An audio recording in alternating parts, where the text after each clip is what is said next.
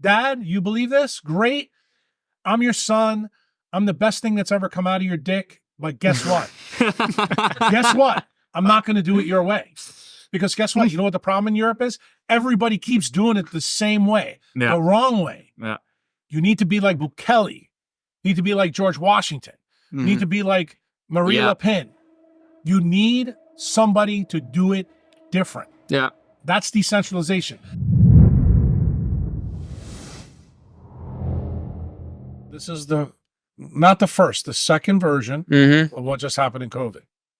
In other words, when the guy tells the truth, let's fucking shoot him. Yeah, exactly. Like, Yeah. shoot his career. Oh, yeah. The first time that it happened was Bernice Eddy with the polio vaccine, which is, I don't know if you guys had time to read or listen to the podcast I just did with Abel James from Texas. No, but I saw it. Oh, I haven't seen that. That one is explosive. Okay, we got to hear that.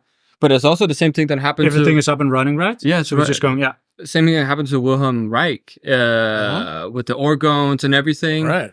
Burned everything he did. Well, Tesla too. Think about it. The United States government came in to the World Office Story and took all of his patents. Yeah, it's insane. That's the reason why the place in Serbia doesn't have all of his stuff. Yeah. Yeah, it's insane to think about that. But that's also why stuff like Bitcoin is so important, because it's decentralized. It presents a technology where you can't do that. You know what Bitcoin's like? It's an analogy that I would tell you. It's the reverse of the Library of Alexandria. In other words, the Library of Alexandria was burned down. Bitcoin actually you can't do that with back. Bitcoin. No, that's the good thing. But do you think that we are at a point right now where it's sustainable enough for all people to get into Bitcoin? I think if you're not into Bitcoin right now, it tells me that your brain doesn't work. Yeah, but you laughed. Did I laugh? Yeah. Remember what I told you the last two podcasts? Yes. If I don't laugh, and pay attention. Kept going like that. I don't know what is Bitcoin. Well, when you guys first talked to me, the first time 27 or something like that. It was the first time it was like 19 or 20. Okay. Then the next time I think it was like between 25 and 30. Now it's up to 70. Yeah. So my question to you is, how much more punch in the face do you need? Yeah, but I actually promised you to go into Bitcoin since last time, but it was such difficult to get in there for me. It is, but you know what you do? It was impossible. It's not impossible. You do peer-to-peer transfer. In other words, yes, that's what they told me. So you are trading with each other. Yeah, that's what it's designed for. The other thing you could have done too, you could get on the plane and come to El Salvador. Yes, and we want to do that. And we want to do that. With cash or what have they have ATM. You put the cash in and you get the Bitcoin. But that's also that's the thing. I was talking to I tried to explain it to my dad the other day and explain that this is not, don't see it as just a currency. You got to see it as a technology that will make it's the most important technology for a voter to control their government. Why? Because you're voting against the government. Yeah. Every time you buy Bitcoin, it is checks and balances. And see, this is, in my opinion, the reason why Europeans have a hard time understanding Bitcoin and Americans get it right away. Why? Because our country was built on checks and balances. Meaning, if you think about it in the beginning, because I'm not going to assume that you guys know a lot about American history. No. King George is from England, was the one that wanted to put tax on us. And we had no representation for the tax. So people in the United States who were just farmers, they weren't soldiers. They said, this is bullshit. So they took all the tea in the Boston Harbor and threw it in the thing, said, fuck you. So what happens? Then they send the army over and they try to enforce their will. What happened? We're the people in the United States, Americans, the reason why we're irreverent, we're all the crazy motherfuckers from England that came to one place. I mean, think about it. In 1770, you're in Europe, you're the cradle of humanity, and you decide, okay, I'm leaving. Yeah. Think about how crazy that is for a land that is nothing but a forest filled with Indians. Think about that. You think Bitcoin is crazy? Those people, and this is the reason why you have to understand the ethos of Americans. That is who we are. We were the crazy misfits of Britain that didn't like the king. And when the king started to do the same shit to us in the United States, what did? We said, you know what? We're going to put down the farm tools and we're going to go get a musket. And we're going to use a militia and we're not going to fight like they fight. we're going to fight the way we fight. So it's very, very similar to what we were talking about before, about the World Economic Forum and all that. That when you're fighting with an enemy that you know you're outmanned by, you have to fight smarter. So that's effectively what the American revolutionaries did. And who led them? George Washington. So, like in El Salvador, you guys have heard the story about Bukele. You've heard some of the things that I've been doing down there with him. I've told people that Bukele is like George Washington on steroids. Why? Because he took the country that was the worst country in the world for murder and this and that. Like people in like where you guys live, they would say, there's no way I'm going to go to El Salvador. And now you see in 3 or 4 years, he breaks every narrative. Like now it's the safest country in the world. That's crazy. And you go, he shut down the gangs, right? I heard that. Put them all in jail. But it's also the fact that, isn't it El Salvador that put a lot of the government funds in Bitcoin? They bought when it was all the way down to 16,000, right? Remember the number one thing they did, me and Chantal went to El Salvador a week before Bitcoin became legal tender. So remember, in El Salvador, different than where you guys live and different where I live, they made it legal tender. This is just like money, because you have to understand a little bit about their problem. I just told you a little bit about America's ethos. El Salvador's ethos is even more interesting. They've been taken advantage of first by a European power, which was the Spaniards, and then eventually the United States through the Monroe Doctrine. And basically the United States tried to run everything in Central America for, almost 200 years. But that eventually led to a civil war. The Civil War ended about 25 years ago, but the Civil War was guerrillas against the communists. So the two parties were there. They basically, all the kids 25 years ago that had really no hope or anything else, they wound up going to the United States, to Los Angeles. The gangs formed in the prisons of the United States. And what did Clinton do? He shipped them back to El Salvador, and they became just like the mafia, except they had tattoos on their face and everything else. And eventually they morphed into something really bad for El Salvador, a shadow government. So in other words, they controlled the people through extortion. And then they got into the police. They were into everything. So they basically controlled the country without, really running for political office. So Bukele comes in and he goes, what's our single biggest problem? And I don't know.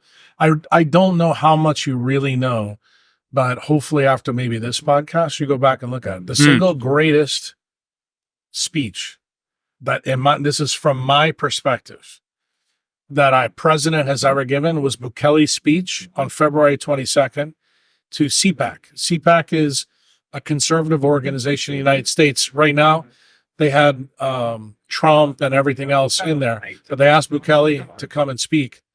And what he said in that speech, 23 minutes, unbelievable. Like, I have a reverence for history. And the best speech I ever heard was probably John F. Kennedy's speech at American University when he basically thanked Russia for beating the Nazis. Let me just tell you something. To be an American and say that loud, that's not a popular thing to say. You guys know you're Europeans, so you see what's going on in the United States now. Every time, Hunter Biden has something on his laptop, we call it Russian disinformation. It's bullshit. But the reason why is because the United States had to have another enemy after the war, and they picked Russia. Who picked that was our generals. General Kruse was the main guy that did it. The interesting part that Bukele said in his speech, he gave an example of a patient who's sick going to the ICU. And he goes, when the patient gets sick, if you're a good doctor, you have to make the accurate diagnosis. He goes, when I came in as a president, and here's the crazy part of Bukele, his family used to be communists. They were very left-wing. And he cut his teeth with his dad, and then he became a mayor of a small little city in El Salvador, and he turned that around.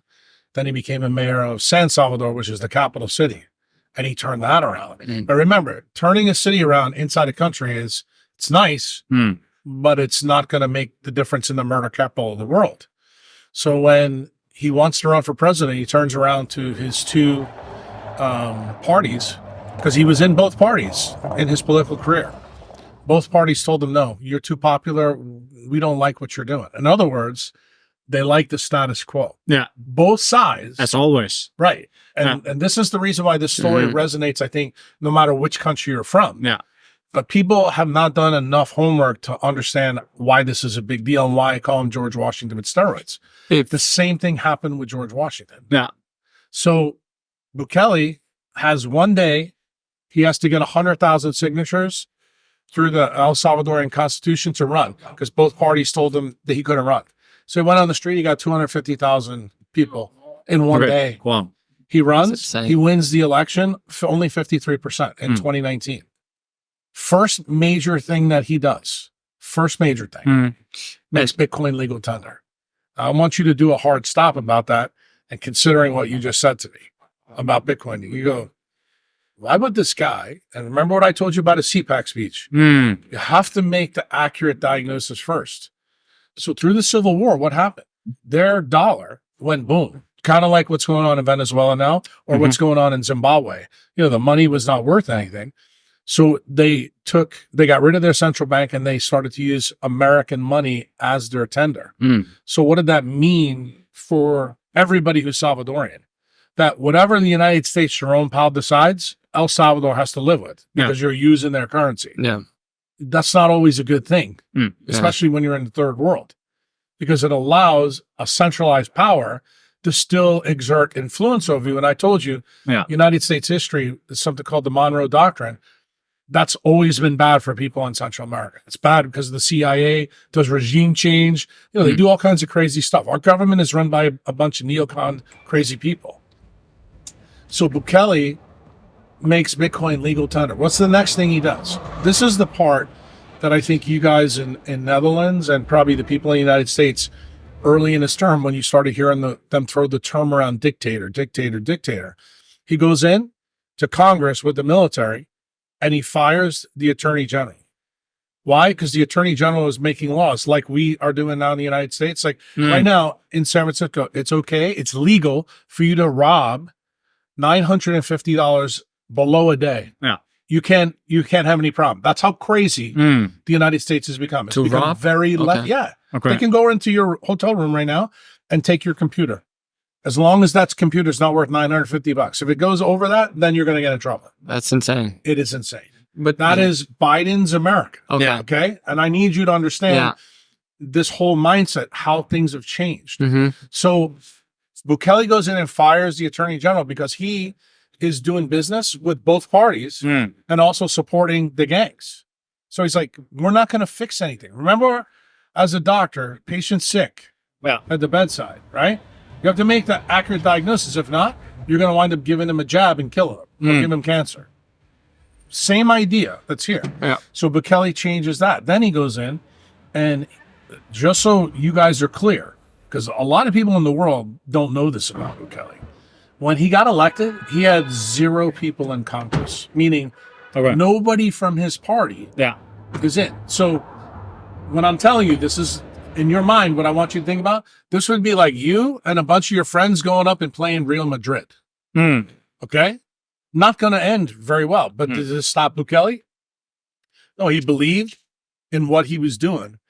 And what happened over the election cycles, more and more people started to like what he was doing.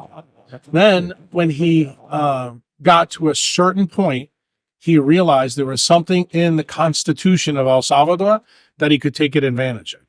And this is called the exception regime. This is probably the biggest thing that he was criticized for. What the exception regime does allows a president to have unlimited power to go and clean up like an emergency. And he decided that the gangs were an emergency. Yeah. So what did he do the first couple of years without talking about it? He builds this huge security prison that nobody knows about.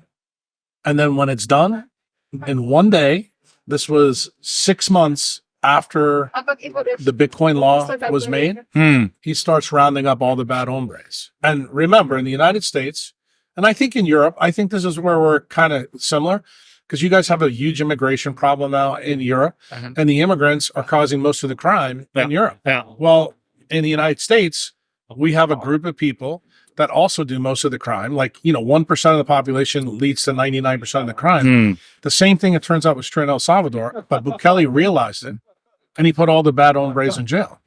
So when he puts the bad hombres in jail, guess what immediately happens? Yeah. And this is the thing that will probably shock you, and why I want you to understand it always comes back to Bitcoin and decentralization. I want to take a quick break to acknowledge one of our sponsors, Swedish Cold. This thing that I'm sitting in right here is the most amazing spaceship I've ever seen. Swedish Cold doesn't just produce ice baths. They produce the most revolutionary cold exposure experience that's out there. Not only is it stylish, but the running costs are low. The water freezes fast, and the water temperature remains at 0 degrees Celsius all year long. So whether you're a health-conscious individual like me, a gym owner, or you run a facility, then this state-of-the-art ice bath would be a perfect match for you. For me, this is one of my favorite habits. Not only does it boost my testosterone and my dopamine, it also elevates my core temperature, and it helps me manage my stress levels. With Swedish Cold, you're not only investing in a piece of equipment, you're investing in your future. So head over to swedishcold.com and remember to use the code HOLISTIC10 to save 10% off your next ice bath. The number one thing that the gangs did, they didn't affect gringos from the United States. They always stayed away from us, and they would stay away from you guys as tourists because they want you to come. They want the people to make the money, then they extort the people. So everybody in El Salvador, no matter who you were paying about $300 a month to the gangs. Okay. So when you put all these guys in jail, guess what happens? Everybody got a raise of $300. And Bukele realized that if he did that, and you're in a poor country, you guys think about it. You think that's something that people would like? So what happened?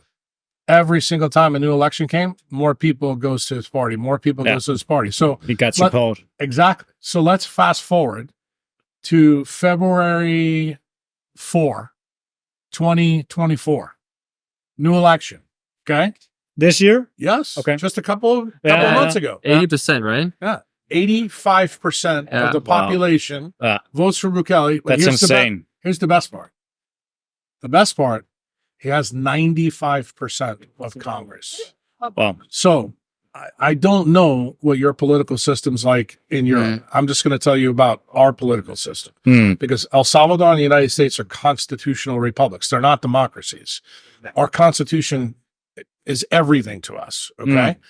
Same thing is true in El Salvador. So what did Bukele do? He changed the constitution. And he made it so that things are going to be very, very difficult for the two other parties that didn't want him to run in the future. Why? Because when you get above 75% of the Congress, you're able to basically take out your paintbrush and paint like Monet. You build the world that you want to build. Okay? Yeah. He was not able to do that for 5 years. Now? Yeah. So you guys have probably liked this part of the story. So about 3-4 years ago, you all lived the same thing I did with COVID, right? Yeah. Everybody was afraid. They wear the mask. They do all the bullshit, lockdown, this and that. Bukele is not a doctor, okay? Not at all. He relies on his health ministry. So the health ministry, just like any centralized group of doctors, whatever the WHO says, okay, we're going to follow it. So Bukele goes, okay, this is the best advice I got. So he did it. Okay. So he does everything. And then within 3 months, he starts to see problems himself. So then he goes on Twitter and sees some crazy neurosurgeon from the United States saying all kinds of stuff on Twitter. And he's looking because, his media is corrupt in this country. So he uses Twitter for his media. And he says, who is this guy? He says to his friends and family, how is this doctor not being censored when all the other doctors are being censored? So then sends out word. He goes, let's go find out about this guy. That guy is me. And But you were not censored? So no. that's... You know why I wasn't censored? No. Jack Dorsey, guy who owned Twitter before Elon Musk. Yeah. It's one of my patients. Okay. So you were kind of lucky. So To say. it's not just lucky, but Because what else do I want you to know? No, I told you we're not finished with you yet. What do you know about Jack Dorsey? Not much. Bitcoiner. Huge imagine, Bitcoiner. yeah. You forgot. What's his other company? Square. All Bitcoin. No shit coins. Yeah. Just Bitcoin. Jack is one of the original cypherpunks. He's the guy. Remember, the beliefs that you guys have in Europe, a lot of the beliefs in the United States about Dorsey was that he's a leftist, that, you know, that he's in for communism and this and that. Let me just tell you the way you need to make the diagnosis. You cannot be a leftist. You cannot be a fascist if you're for Bitcoin. Why? Bitcoin is for freedom. Yeah. It's decentralized. Right? Yeah. Correct. Yeah. So the thing is, Bukele finds this out, and then he sends his administration to the beach. They invite me to come and talk. So let's just put it this way. You guys know you've done 2 podcasts with me. I can be, how shall you say, hard to handle, like a Mustang in the wild. So when I was at this meeting, Chantal was with me. She'll tell you, she's laughing because it was pretty funny. Every guy that went up to speak, I ripped their guts out. And the organizers actually liked this fact, because what was the idea behind this group that Bukele put together? These were people that they invited from all over the world, entrepreneurs, to give us the best ideas. What's the name of Bukele's party? New Ideas. Okay. So he was inviting people that had ideas to present here. It's like, how do we fix El Salvador? Give me your best ideas. Yeah. So it was like a pitch, you know, that you would have in Silicon Valley. And of course, when these guys were coming up, one of the guys, I can tell you, I'm not going to tell you who it was, but he wanted to talk about, you know, doing CRISPR and, you know, crazy things with genomics. Yeah. You know, so you can pick your own baby out and this and that. I got up from the back of the room and I said, you are a fucking shitcoiner. You are a center. And like all these guys were there. And I went nuclear on this guy. Yeah. And that's when the whole meeting started to change. They were like, the guy running the meeting is a guy named Michael Kruse, who works for the Bukele administration. He's like, bro, every talk they'd hand me the microphone to me and tell us what you think. Tell us what you think. What was happening in this group right away? They realized that I was decentralized in everything that I think. And this was what they were interested in. So my talk was supposed to be in the beginning. Every day it got pushed back to the last day of the conference. Okay. So then the president sends his brother to the conference. And there was a lot. There was a lot of his friends and family at the meeting that night. And I totally changed my talk, how it was going to be from the first time. Because, you know, I'd sat there for 4 days having the experience. I'm trying to give you the flavor of what this was like. And I said, no, I'm gonna do something even more powerful. So I need to get these people to understand. And most of these guys that are at this meeting are your guys' age. You know, he's a young president. He's 42. Almost everything. He's got the young people behind him. So I started the talk with a YouTube video, music video from the 1980s. I knew none of these kids would know anything about this. And I made Klusk put it up there. And I said, all I want you to do, I said, I don't care about the song, but I picked the video that had the lyrics. I said, I want you to pay attention to the lyrics. I said, because the lyrics is about what I'm going to tell you next. So the name of the song is The Policy of Truth by Depeche Mode. And we play that. And everybody is kind of like, okay, so then what do I do? What do I go into? I go into the story about how Bukele found me. Then I give them the top 20 things that El Salvador needs to do tomorrow.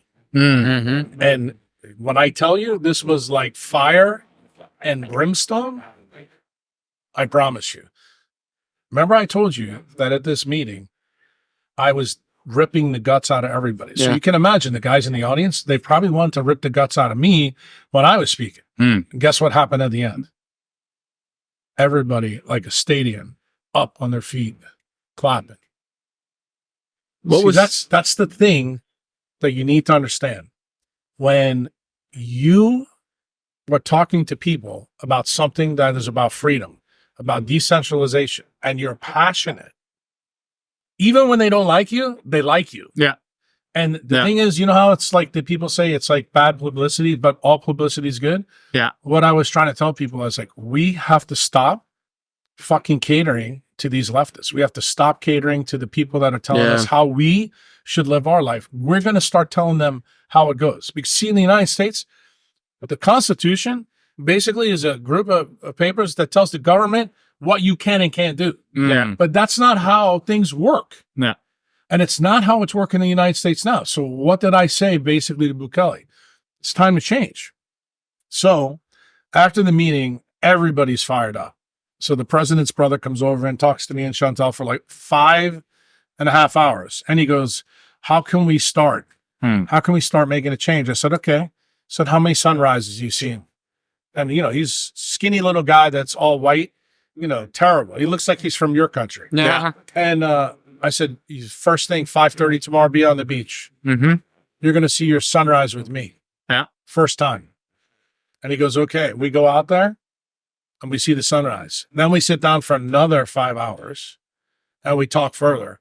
And you could tell he was excited because when I was giving the talk, he was writing in his book all the ideas. So he tells me at about, I guess it's 11:30 in the morning. He said, look, we would like you to write a constitutional amendment for El Salvador on medical freedom, medical tyranny. And I explained to him why this is a big deal, because it's the one part of the United States Constitution that wasn't enacted. Like in the United States, 260 years ago, a guy named Benjamin Rush came to Thomas Jefferson and James Madison and John Adams and said, look, we need to put medical tyranny into the Constitution. The reason it didn't get put in, this is where your history comes into it. Because remember, everything we did in early United States is based on European history. Never in Europe's history was medical tyranny ever used to attack, you know, a population. So after thinking about it, Thomas Jefferson said, I don't think we need to put that in the Constitution just because it's never happened before. So that was a good decision all the way up in the United States till 1982. Yeah. When Reagan hires a guy named Anthony Fauci. Yeah. Then everything goes off the rails and you see where we are now. Yeah. So we'll take a quick break to acknowledge one of our sponsors, Functional Self. Functional Self isn't just another health store.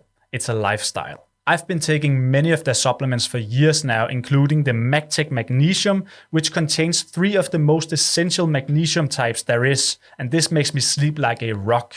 To the Rosita cod liver oil, the king of fish oils, which is a rare, unprocessed fish oil naturally high in vitamin D and A. And this is actually one of my favorite products. I've been using it for many years now, and I'm even giving it to my 2-year-old daughter. Functional Self offer a carefully curated range of biohacking tools, supplements, and functional foods that are scientifically proven to restore optimal health. So if you're serious about taking your health to the next level, check out the full range at functionalself.com and save 10% off your first order by using the code HOLISTIC10. That's the president's brother says to me, Jack Mallers wrote our Bitcoin tender law. And just so you know, Bitcoin is written into the Constitution. It was also a constitutional change. Mallers does that.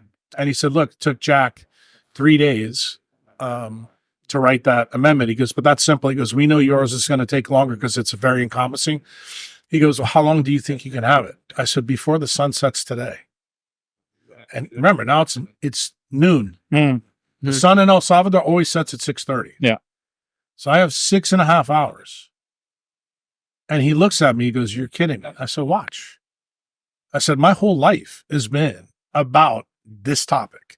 If you don't think these things are in me like the Rosetta Stone, this will not be a problem for me to write. And of course, this sounds like crazy American, hyperbolic, not going to happen. I go home for 5.5 hours. My members, or my website, we had how many? 5 or 6 there? They watched me do it. I wrote the whole thing, 5.5 hours. She helped me write it, format it, put different ideas. I even called some doctors in the United States with specific issues that I was concerned about. Because I felt when it was about 6 o'clock, I felt that I left something out. I felt that I just knew there was something I was missing.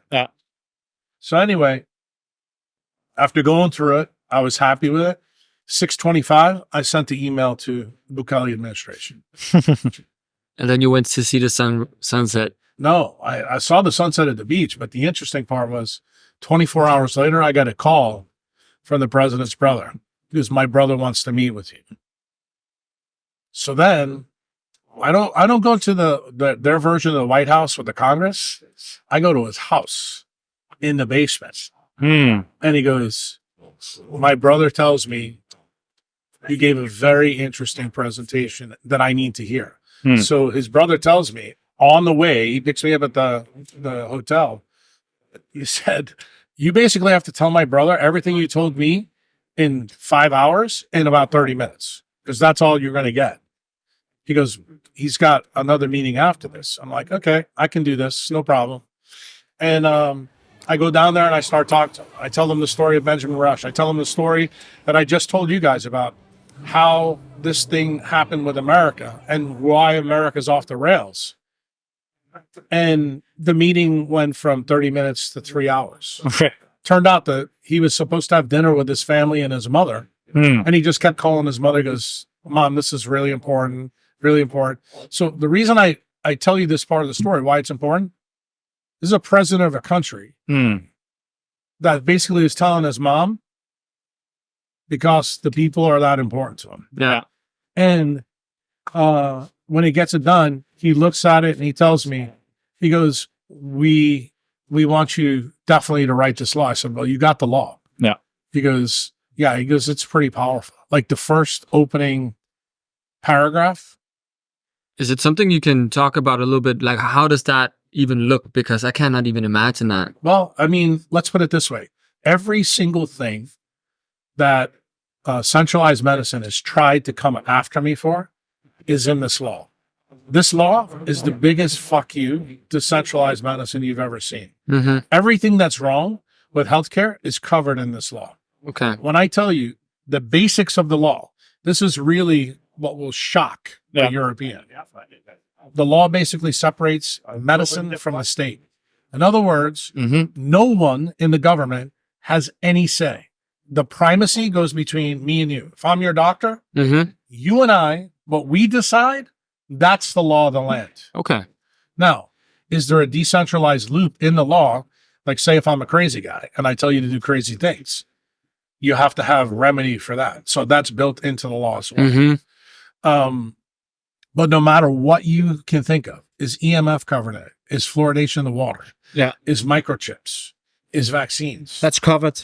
Everything. Has it been Geoengineering covered. Has it been implemented yet? It's already in their Congress right now, because remember what I just told you? Okay. Chantel and I just left El Salvador to come here to this conference. You know when President Bukele got inaugurated for the second time? Remember I told you he won the election February 4th? Yeah. Yeah. He got inaugurated June 1st. What's today's date? Yeah. The students is We just 12th had or it 10 something. days Yeah. ago. We were at the inauguration. Yeah. Yeah. So now the law is changed that if you put a constitutional change, you have 75%. Why do we have to wait for the new Congress? Because now we have 95%. Wow. Got it? Yeah. Do you think that model could be replicated throughout the entire world? It can. And but is you it know realistic? But you know what the issue is? And this is the reason why I'm glad you gave me some leeway to talk about this so you understand. If somebody would have told you 5 years ago the murder capital of the world was going to change and do this, would you have believed it? No. So if it can happen there, why can't it happen everywhere else? Yeah. You know what the big missing piece is? Do you have a leader? But here's the big thing. I don't want anybody to think that you have to have a George Washington on steroids to run your country. You want to know what the real problem is? What I told you guys before we started filming. You're apathetic. Yeah. In other words, people, like when you sat down and talked to your father doesn't understand Bitcoin. He doesn't understand freedom. He thinks he does, but he doesn't. And they don't want to. You know what happened in El Salvador? The people got punched in the mouth so much. Like the last time, in my opinion, Europeans were like the Salvadorians was when Europe was bombed out. Yeah, from the I agree. Nazis. Yeah. And guess what? Then Europe was paying attention. Yeah. And you know what? Right now, you're too comfortable. Of course. Yeah. It makes sense because it's almost like we already have this whole infrastructure that we can't change it, or we think we can't change it. But the places that have, that had it worse in the past, they can skip all of those things. They don't need banks and cards and hospitals and fucking ambulances. You're absolutely They can just correct. go straight from not having a bank card to Bitcoin. Yeah. Correct. Which is actually an advantage. It's a huge advantage because you know what? You're taking out the biggest problem in the European system and the United States system. Remember, the United States system uses the Bank of England idea. And this is, again, going back to American history, not because I want to school you guys, but I want you to understand it's a very, very important part of the story. Thomas Jefferson famously said, he wrote our Constitution. He basically wrote our Declaration of Independence. He basically said that the biggest evil in the government is the banks. He's always said that. And we have documents before the Constitution was written called the Federalist Papers. I told everybody, if you're a Bitcoiner, you go back and read the Federalist Papers, the story, the fights between like Thomas Jefferson, James Madison, and Aaron Burr. I know you guys don't know who Aaron Burr is, but Aaron Burr was the vice president of Jefferson after he came in after George Washington. His vice president shot Alexander Hamilton. You know how like you hear the story of the play in New York, Hamilton? Hamilton was the Treasury Secretary. So because we didn't have a monetary technology like Bitcoin 248 years ago, we wound up using fiat money like the Bank of England did. And now you're so deep in it. Now we got really deep in it. Yeah. But here's what the problem was. The warnings that was in the Federalist Papers before the Constitution have now manifest. What changed everything? 2008, 2009, the great financial crisis in the United States with all that. Yes. What two movements came out of that? Remember I told you, same thing in El Salvador. It's the punch in the mouth. Yeah. The American people, the punch in the mouth was losing their homes, losing a lot of their money. So guess what? Occupy Democrats, which was basically a left-wing crazy group of people. That's where Black Lives Matter. That was the communist faction of this punch in the mouth. Yeah. What was the other one? Cyberpunks. That was Bitcoin. Yeah. And guess what? So much like anything else in the world, getting back to your question, Jack, do you think it's realistic? So we are now sitting in Europe talking about this. I'm here to speak at a Bitcoin conference. You don't think I think it's possible? It is. Of course. What did I tell you guys the last two podcasts we do? That if you're serious about your health, health and wealth are fundamentally linked. Why? I don't believe that right now, the way the world's going, especially in Europe, when you see all the things going on with the food, Europe food system is way better than the United States. Absolutely. But they're trying to take it apart to make it like the United States so they can gain control. Yeah. You guys need to fight like hell. You need to fight like Paul Revere and the Minutemen. You need to tell these guys, fuck you. We're not letting you do this. But you don't realize that voting for Bitcoin takes all their power away. Why? Because they need the fiat money to run this bullshit game. That's the truth. Because remember, when they print your money, remember what inflation fundamentally is? It's a tax without legislation. Isn't that the original story that I told you about the original Americans, that they were mad about taxation with no representation? That's what inflation is. So every central bank in the world, they always tell you, well, we have a 2% inflation target. Basically what they're saying to you, we're going to fucking steal your money. But you don't understand it that way. You go, it's just a word. It's because everybody said this for 250 years. We accept it. Yeah, it is. You can't. Remember what I told you about the word apathy? Yeah. This is what I'm talking about. But that's where we're at. And I have a hard time seeing how we can escape it, at least here in the Northern Europe. Well, I'll tell you how we can. Third podcast. Now I'm in Europe, sitting with you guys talking. Small The first steps. time I talked to you, you didn't know shit about Bitcoin. You're starting to wake up. I can see in your eyes when I'm talking to you right now. Like, I didn't understand how these things really link. And when I tell you that Bitcoin and decentralized medicine now are linked, I've told my members for 20 years, health and wealth are fundamentally linked. Like, if you don't get the changes you want in Northern Europe, you come down to El Salvador, bro, and we'll show you how it's done. I want to take a quick break to acknowledge one of our sponsors, Barhale. As you know, I'm a major advocate of the benefits that nature brings us, and I ground myself daily to decrease inflammation and maximize my longevity. I ground myself daily by being barefoot on the grass. But being barefoot isn't always possible. So instead of using synthetically soled shoes that block our connection with Earth, I use these. Bahe have created the world's first running shoe that allows you to be grounded when going barefoot isn't practical. This means that the shoe has been designed with a sole that allows you to absorb all the negative ions from Earth just as if you were barefoot. And the bonus, its base is wide so it can fit all your toes without compressing them. Bahe offer a range of both barefoot style shoes and cushioned shoes. So head over to bahe.co and check out their full range. And remember to use the code HOLISTIC10 to save 10% off your next order. But do you think that, I mean, I don't see how we can make that change without some massive wall in No. both here. You don't understand how the game's played. How old are you? 32. How old are you? Same.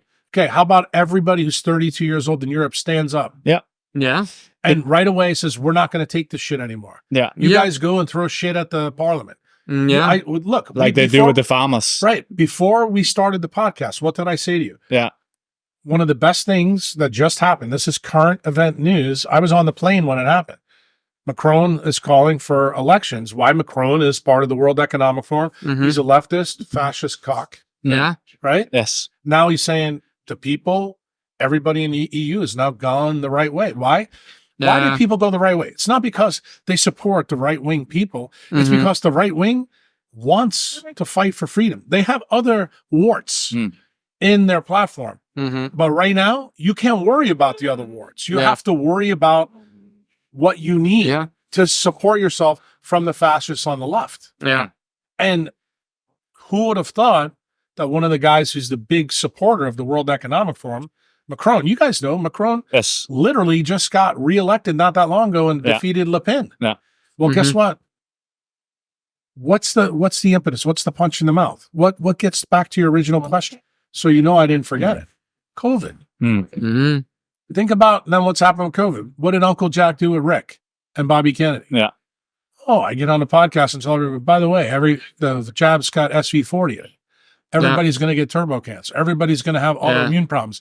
More people are going to die. Yeah. When see that Jack happening. said that, Yeah. We see everybody's that like, oh, happening he's right now. crazy. Yeah. And then Yeah. Kevin McKiernan tests the vials. Yeah. This is the guy that works in the weed Mm. industry in the United States. He used to work for Craig Ventnor. Mm-hmm. Like, these are big time scientists. And they Yeah. were stunned. They put their information, guess where? Yeah. What am I trying to paint the picture for you? They put it on Twitter. Yeah. Oh, didn't Jack do that too? Didn't that how Bukele found me? Mm-hmm. Well, Kevin does it. Yeah. So he pisses off another guy from the University of South Carolina named Philip Buchholz. Mm. Buchholz, also big time molecular biologist. He goes, I want to shut this guy up, so I'm going to do the same test. He tests the COVID vaccine. Oh, not only does it have SV40, it's got DNA plasmids. Yeah. He goes the next day in front of the government of South Carolina. He says, Yeah. we got a problem. So Mhm. why am I telling you guys this story? Right now, you don't see a path, Yeah. but there's a path. Yeah. And you know why you don't see a path? Because you haven't connected all the dots yet. Mm. And see, why did I play that song, The Policy of Truth? I want everybody to know the policy of truth is what got us in this trouble. Mm. Because you believed the government for too long. You believed your parents for too Yeah. long. Yeah. You believed what the school teachers put in your head for too long. So what am I? I'm the guy that wants to light the fuse. I want to blow everything up. Yeah. Who is Bukele? It's the same guy. It's my brother from another mother. Mm-hmm. Who are you guys? Mm. I call you guys all the time, the two Vikings from Mm-hmm. look Yeah. where we're sitting now, third podcast, Yeah. outside. Yeah. What are we talking about? We're talking about the same things we talked about the first two podcasts, except now I can see the Yeah, light bulb. That's a bit understanding, Yeah, definitely. the Yeah. light bulb's in your eyes. Oh, yeah. So guess what? Mm. I need you to do. I need you to go back to all the under 40 people in Europe and say, bro, we need to decentralize our life, no Mm. matter what Yeah. that is. And there's going to be certain parts of this that are going to make like your dad feel uncomfortable, going to make your We mom have- feel uncomfortable. Yeah, we A lot. have already And have those I mean, discussions. right. It's like speaking to a wall, basically. Well, but that's okay. But you know what? That's what it is. Then once you talk to the wall, what I want you to do is go talk to somebody else. Like, Yeah. don't stop. Why am I telling you this? Yeah. You're looking at a boomer. Mm. Have I stopped for 20 years? No. My beard is gray now. Yeah. Have I stopped? No. Why? What Because did I tell you when we started this podcast before even we did What's the difference with Americans? We fight for freedom. Yeah, that's what I'm about to say. I think maybe that's also a part of it, because I feel like it's the minority that will even take you serious if you start talking about this. I'm not in that. I didn't vote. I don't support that system at all. I think it's a shit system, and I don't think it works. And every person I talk to would think I'm crazy when I talk this way, but I still do it because I know it's the right way. But I just think... But it wasn't the right way in El Salvador. Yeah, was it? The people got their voice back. Yeah, See, but that's what I mean. Don't you think it's easier? No, I need you to realize something. This is very important, probably the most important thing I'm going to tell you in this podcast. Bitcoin is the step that gets you to realize that voting is important. Why? Let me tell you the big punch in the mouth that's going to come. You want to know how you're going to get your parents, all the skeptics that you guys deal with, when the money in Europe goes CBDC, because that's going to happen. Central bank digital coin. They're going to take the euros, the check money, the money you guys use where you are. They are going to control it. So when you get in your Mercedes-Benz to go, I don't know, to another store, they're going to turn it off. Or like, for example, oh, you're going to talk to Jack Kruse in Czech Republic? Yeah. We're not going to let you fly. We're going to turn your money off. Yeah. Then all of you guys are going to go, oh, fuck. Yeah. That's what we're hitting. This is going to be like Hitler coming through your fucking neighborhood. It's going to happen. Going to happen. Guys, you just passed the digital ID law. You want to know why Macron's running away now? That digital ID law has something to do with it. Who else passed it? Australia. What is that?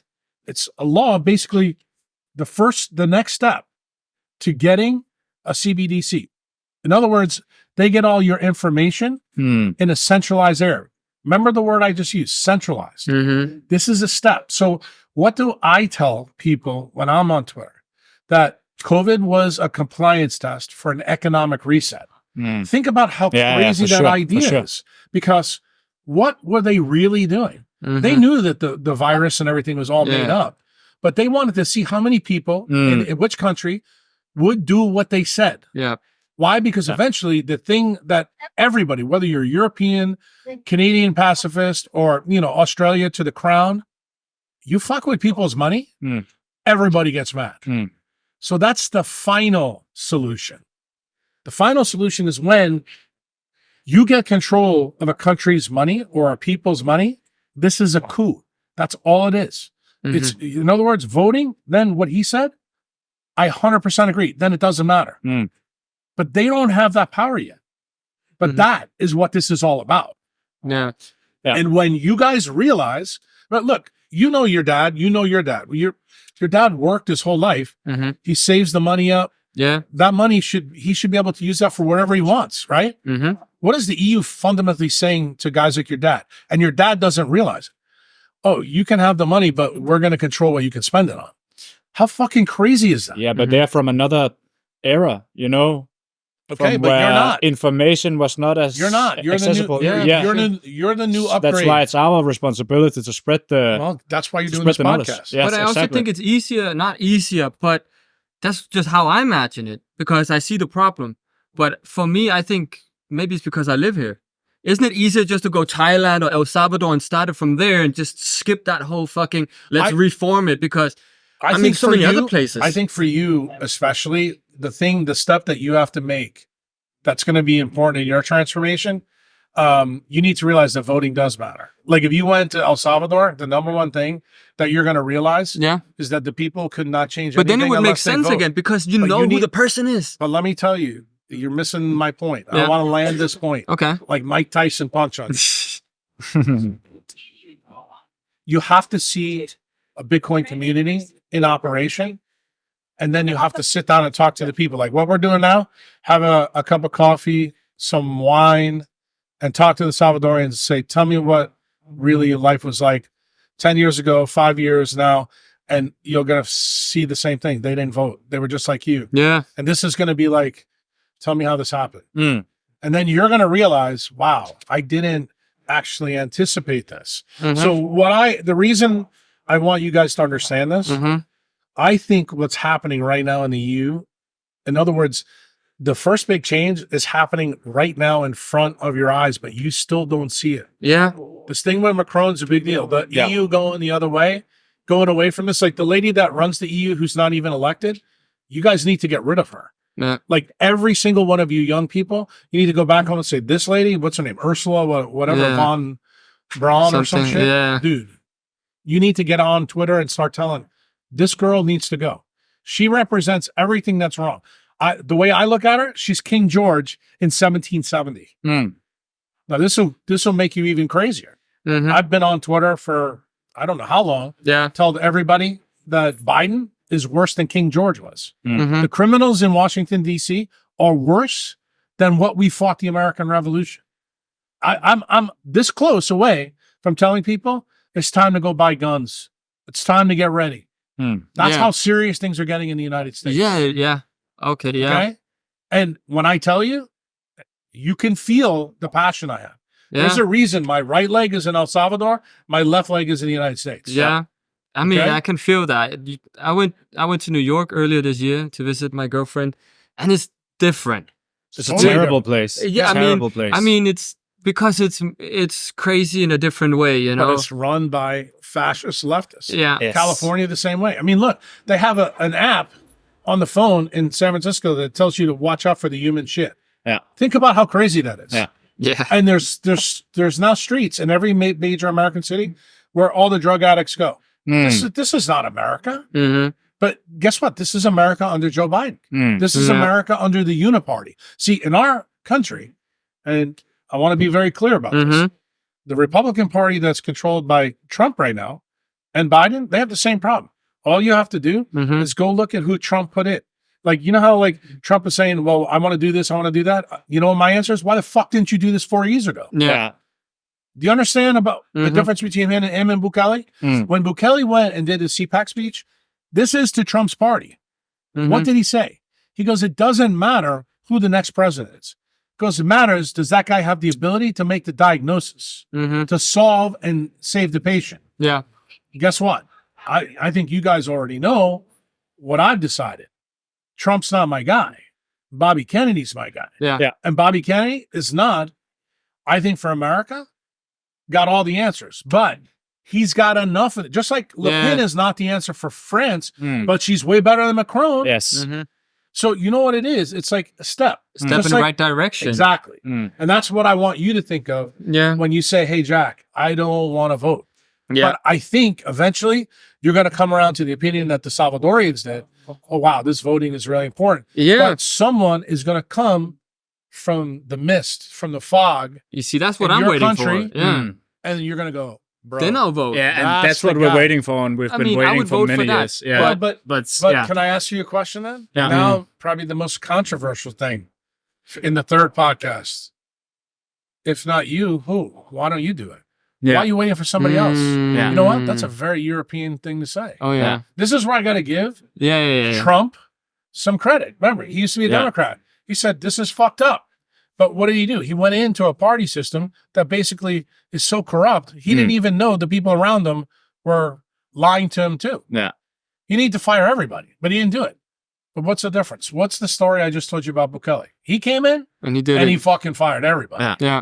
And he said, it's my way or the highway. You don't like it? You can vote me out. What happened? 85% of the people Yeah. said, bro, we like this. You know, this Yeah. is like you voting for a father that kicked your ass. Yeah. Why? Because you realize I need I it. need some Yeah. discipline. And guess what? It's there. Yeah. But you guys are 32 years old. But I Mhm. think our behavior in Denmark is just to lean back and wait for things to change. I think that's kind of our attitude, really. And I also think that that's why we don't vote, because we're just like, I mean, fuck Right. the system. But you realize that gives them power. You realize Yes, I know. that Yeah. that empowers the status quo. The thing that I need you to understand Mm-hmm. specifically, because I'm talking to you, because you said this, he did. mm-hmm. I think he's beginning to wake up to why I'm powerful about this. Mhm. I'm okay if you don't vote, but I want you to realize that that's a mistake. Okay? Mhm. In fact, if you know the Uniparty is going to win, I want you to vote for the person that's exactly opposite them. Mm-hmm. Then, at the same time, I Yeah. want you to buy Bitcoin. Yeah. You understand? Because every time you buy Bitcoin, that is going to make you feel like your vote really mattered. Mm-hmm. Because even if they win and they ruin your country, you're going to have plenty of money in Bitcoin. And see, the flip that I think your dad's going to get, Europeans are going to get, that you guys don't see yet. When you get the CBDC, because I personally believe you are going to get it. Oh, yeah. In Europe, Oh, and yes. you're going to get it in One of the Australia. first countries, yes. Right. Yeah. When that happens, Then you're going to realize, you're going to remember this podcast. And then you're going to realize that people that own Bitcoin, like right now, you have one coin, that one coin's going to be worth millions of dollars. And then they can't stop me from doing anything I want to do then. But guess what? If you stay in the status quo fiat system, that CBDC, you're always you know going what to be. you are? It's Plato's allegory of the cave. If you don't know about that, my friend, for you not voting, you put your wrist out, put my handcuffs. I'm fine. Yeah. I'm okay. Bro, you want to live like that? No, I don't think you do, but guess what? Yeah. Your actions speak louder than your words. But my whole thought about it was me not voting would, show them that I don't give a fuck about the system or not. They already know you don't give a fuck about it. Yeah. That's what you don't realize. Yeah. They want the fucking power. They want the power over you. They want this. Look, this is the one thing that I think every European needs to hear. What is the real goal of the EU? The EU is to go back to the way it was in feudalism. To have a monarch that fucking tells all the slaves on the plantation, you're going to do this. And you're going to be happy about it. Yeah, they already said that. Correct. Basically. That's what the World Economic Forum is all about. But you have to realize that all these people in Europe, where's all this coming from? Why is the royal family aligned with the Pope? This is all the old school people from 1,000 years ago, 500 years ago. Yeah. That's what Europe came from. But you guys are rapidly helping them go back. Yeah. That's what's happening. And you don't realize it. The thing is, it's Bukele's CPAC speech. He goes, you're the frog in the water. The temperature keeps going up. And you're like, okay. Yeah. It's okay until you get to the boiling point. And then you become vichyssoise. Yeah. Or, frog soup. Then you can't change your life. And what I'm trying to tell you right now, you're 32 years old. You're at the inflection point. Don't fucking wait for somebody. Somebody's going to listen to this who's European. Oh, fuck that. Start your own party in your country. May not do anything, but remember something. Kelly's 42 years old. Yeah. He changed the whole. But I guess. And why can't you do it? Tell me why you can't. No, I guess that's part of what we do with the podcast, basically. Yeah, we're trying. This is our party. Somebody is going to listen to this podcast, and they're going to look at me and they go, this guy's a crazy motherfucker. But think about what he's saying. That there's steps to change. And the thing is, if you don't take the first step, just like the ancient Chinese said, the journey begins with one step. You want to get to where you want to be, you got to do something about it. Yeah. Talk is cheap. That's the one thing I can tell you about Americans that I like, even though I am American. We do shit.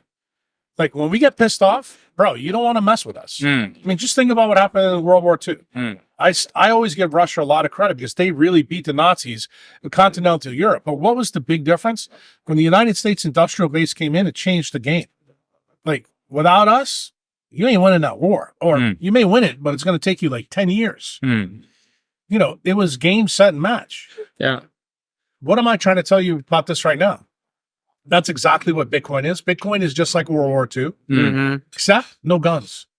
Yeah. We're fighting with drones from our wallets. Yeah. And you know what we're doing? We're taking the power of money away from it. Because guess what? You can't run forever wars when you don't have money that you can rehypothecate. Think about that for a minute, my friend. When you use Bitcoin, all the shit that's going on in Ukraine and Russia right now, that's not going to be funded. Yeah. All the shit that's going on with Germany, blowing up the pipeline. I mean, think about how crazy it is. Biden blames the Russians for blowing up their own pipeline. That's fucking crazy talk. Yeah. The United States did it. But what did that do to you guys? That's the same in Denmark. It made your world way tougher because now costs and gas and everything goes up. What does that do? That's inflation. Do you understand the game here? Yeah, I understand it for It sure. always goes back. 100%. You need to realize this is like the Da Vinci Code. And Uncle Jack is throwing all the pieces at you. Yeah. And I need you to sit there and go, I get it. boom. Yeah, it's becoming more and more clear. It is, at least. Yeah, but I'm also just trying to picture the whole, transition into Bitcoin, how it's even going to happen. I'm going to tell you. It's going to happen gradually and then suddenly. That's what you don't realize. Let me ask you what happened, because we're talking a lot of history. Napoleon. Okay? I'm going to give you my best Bitcoin story. Your Europeans are going to learn a lot. And I think this is important because without Europe, the United States never gets to exist. So you know that Napoleon hated the Brits, right? And they were involved in a war. They had the French Revolution, all that. Napoleon needed money to continue to fight the Brits. So what did he do? He talks to Thomas Jefferson, okay? Thomas Jefferson says, I would like to buy the Louisiana Purchase. Now, here's the crazy part of the story. Thomas Jefferson writes the Constitution, Declaration of Independence. Do you know buying the Louisiana Purchase was unconstitutional? And the guy who pulled the trigger is the guy that wrote the laws. This deal was so good for Thomas Jefferson. We paid $12 million for 1/3 of the United States with the Mississippi River going in the middle. Okay? This is in 1801. So imagine 13 colonies fighting Britain. We won. Napoleon wants to fight them. Why did Thomas Jefferson really do it? He goes, anything that weakens our enemy is good. And he goes, and if I can get all this territory for this little money, I'm going to go into debt to do it. So guess what happens? Yeah, we buy that. Right now, you can't buy one city block in the worst state in the United States for $12 million. Yeah. So what did I just tell you? I just defined for you. No, I just defined for you how sunlight works. And you missed it. Let me explain to you why. Yeah. Small stimulus leads to massive amplification. Let me tell you something else. What's the history of the United States? Did we do the same thing with Alaska? We bought it from Russia. How much did we pay for that? Next to nothing. How much oil? In one day, we pumped enough oil out to pay the bill to Russia. Do you see the United States mindset? Yeah. You understand why Americans get this? Like, risk, you have to have tolerance. What's the big ticket for you? You need to get the punch in the mouth. The only way Europeans wake up? Get a punch in the mouth. No, I need you to be a slave. But you know what I'm telling you to? Before you become a slave, before your dad says this, I need you two to buy Bitcoin, because you know what's going to happen? You two are going to have more money than the richest people you know, and you're not going to realize when the flip gets switched in EU because of the BIS, all of a sudden that little Bitcoin you have that was worth maybe, I don't know, say $5,000, now it's worth $500,000. Okay? And say if all your friends do this, say we have a bunch of 32-year-olds all in continental Europe, and you have all this kind of money, do you think maybe you're going to be a problem for the people who are putting the cuffs on you? Yeah. Of course. So guess what? Paul Revere now looks different in 2024, doesn't he? And you know why you're making this mistake? Why you don't think it can happen? Because you don't realize the same story that happened back then can happen again. Yeah. But you have to have the plan. And remember what the plan always is. Always fight for your freedom. So what did Napoleon do? It actually cost him power in France. But do you want to know why this story is really important to Americans? Why it's actually important to you? Because you were there. In New York Harbor, what did you see? The remnant of that Statue of Liberty is right there. That's why it's there. Remember who made that for us? Yeah, the French. People of the French. They said, don't forget this. We helped you when you were a little shitty country. Yeah. Okay? Yeah. And Thomas Jefferson did something he wasn't supposed to do. Isn't that the same story I told you about Kelly? He did this. He did something really unusual, counterintuitive. Yeah. That was good for who? The people. Yeah. So it's a story of freedom, isn't it? It is. Yeah, for sure. But see, the thing is, I need you to see it. Yeah, but I'm also seeing it as, you know, if that's happening, US is growing out. Let's say El Salvador. I'd much rather just go to El Salvador where people are aligned. Well, I want you to go to El Salvador and get aligned, but you know what's going to happen? The one thing I know about you already, and this is what I can tell about people in Europe, they love Europe. You love Europe. So do you. You're going to get your taste. I want you to come and get your taste. Come visit me down there. Yeah, we will. We will. And guess what happens? Then you go home and say, we're not going to fucking take this shit anymore. Then that's how we change the world. See, that's the difference. Yeah, because you need to see. We need to feel it. Yeah, but you also got to explain. There you go. But for sure, but that's what I also... You need to see the punch in the mouth. Yeah. And that's... My girlfriend been to El Salvador. And she had explained to me, because to people that haven't been to El Salvador, I don't think you understand. You can go into stores and pay with Bitcoin, right? It's already integrated into. I bought a Mercedes-Benz with Bitcoin. Yeah. I bought a house with Bitcoin. That's a whole does other that even- world. I buy gas with Bitcoin. Because I went to the dentist a couple of weeks ago for Bitcoin. People don't understand how that works in Groceries, practicality. Bitcoin. Yeah.